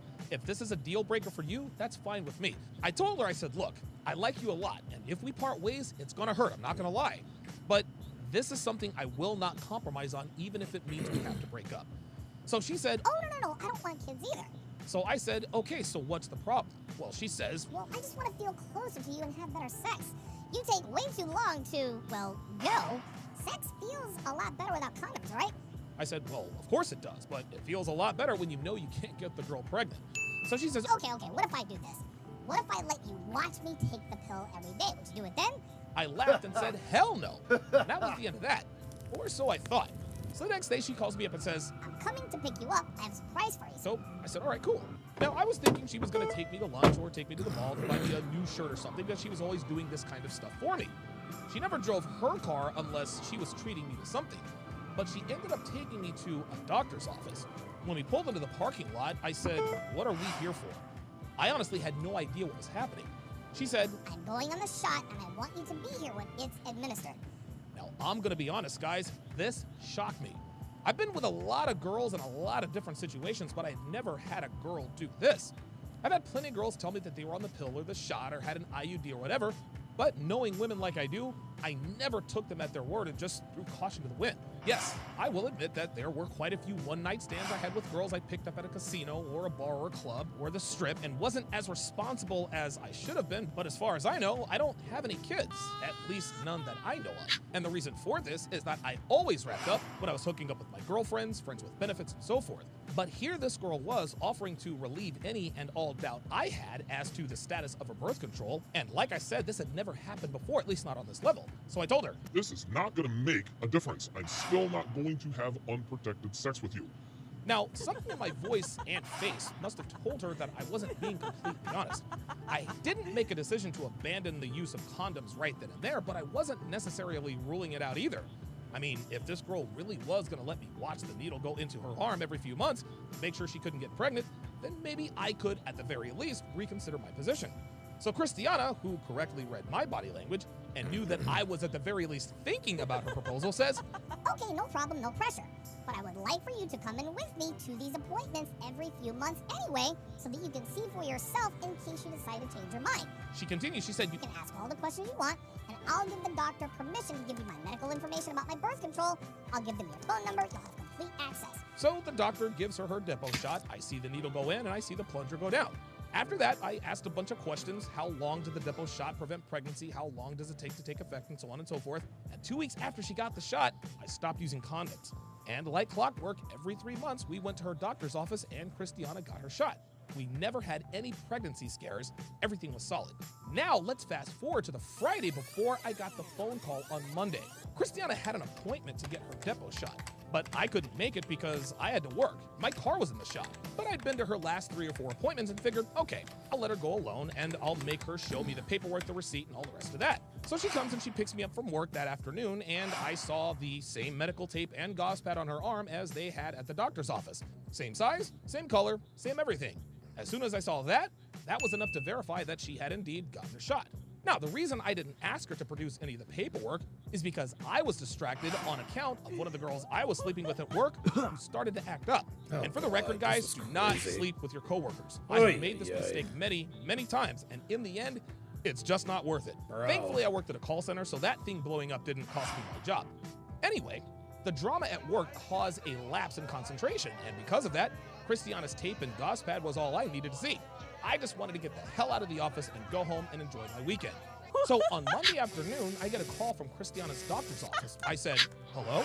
And the lady said, Hi, this is Lacey. I'm from Dr. Glom's office. I said, hi, Lacey. This isn't Christiana. This is her boyfriend, Donovan. I think you've got the wrong number. So Lacey says, Yes, I know this is you. I tried calling Miss Cruz, but I couldn't get a hold of her, so I left her a voicemail. But I always make sure to call her backup contact just to make sure. So, can I leave a message with you? I said, sure, what's up? She says, have Miss Cruz reschedule her appointment as soon as possible. She missed her appointment on Friday. Guys, my hands got white hot. Christiana flat out lied to me, and she staged everything, which was next level deceit. She made it appear that she had gotten her depot shot when in fact she did not. And that past weekend, guys, she was insatiable. We fooled around at least a dozen times that weekend, and that might even be a conservative number.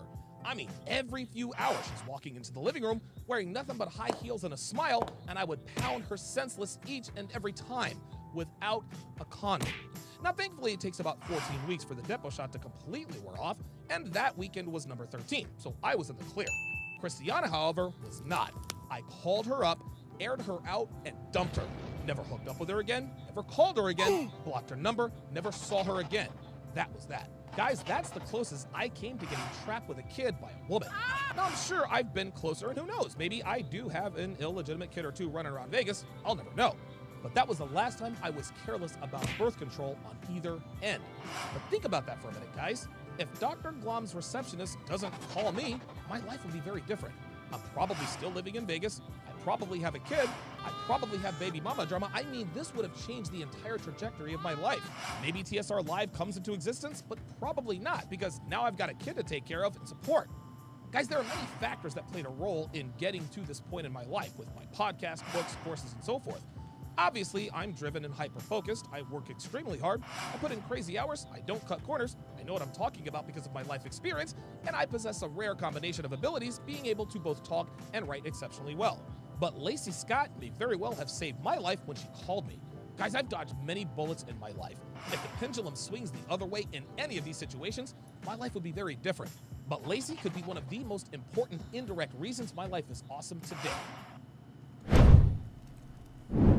So, yeah. You fuck around with enough women, you fuck around with enough bitches, and at some point, one of them is going to try this on you. Okay?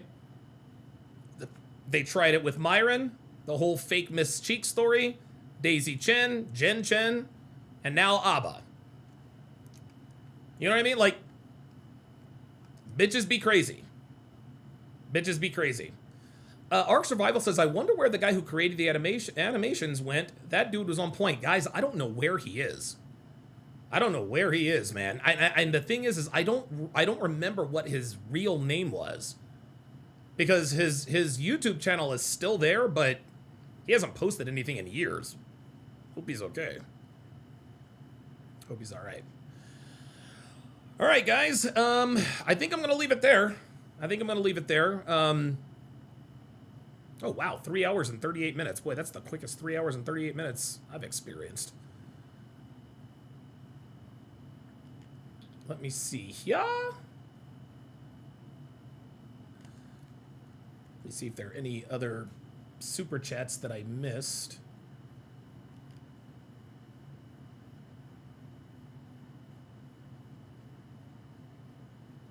can't believe this is still monetized. That's weird.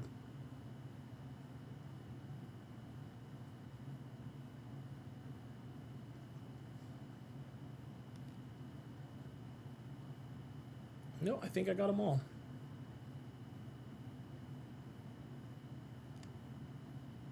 Yep, I think I got them all.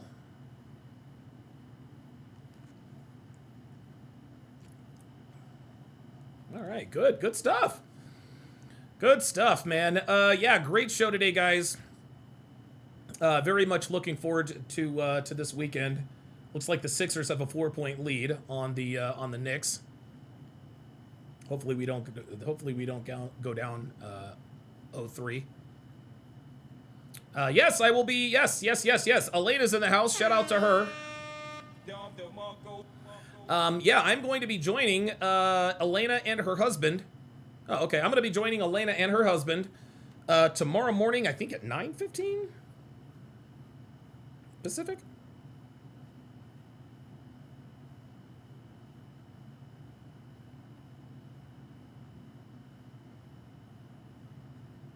Yeah. Yep, 9:15 a.m. Pacific, which is going to be 12:15 p.m. Eastern. I'll be joining Elena and her husband Plutarch. We're going to be doing a podcast together, so I'm very much looking forward to that. So you guys will see me on a live show. Also, another big weekend here at the Sharp Family Compound. We are putting plants and flowers in the ground. We are putting plants and flowers in the ground. I'm going to grow my marigolds from seeds. So very, very much looking forward to doing that. Oh, dude, she just bought an e-bike. I think she paid like $800 or $900 for it. She's going to buy like a Pilates thingy. Pilates, whatever. They're expensive, but I think... dude, Devin hates spending money on herself. I don't know why. She just hates spending money on herself. Dude, she'll buy me all kinds of shit, but when it comes to her, she don't want to spend money. It took me a fucking year and a half to finally talk her into getting an e-bike. And I think the only reason why she got it is because she saw that the e-bike came with an attachable basket, so she can put Fernando in there. So she didn't really get it for me. She got it for Fernando. Damn, the Phillies are down 6-0. God damn. Come on, guys. Good stuff. Thanks for watching, guys. We'll see you next time.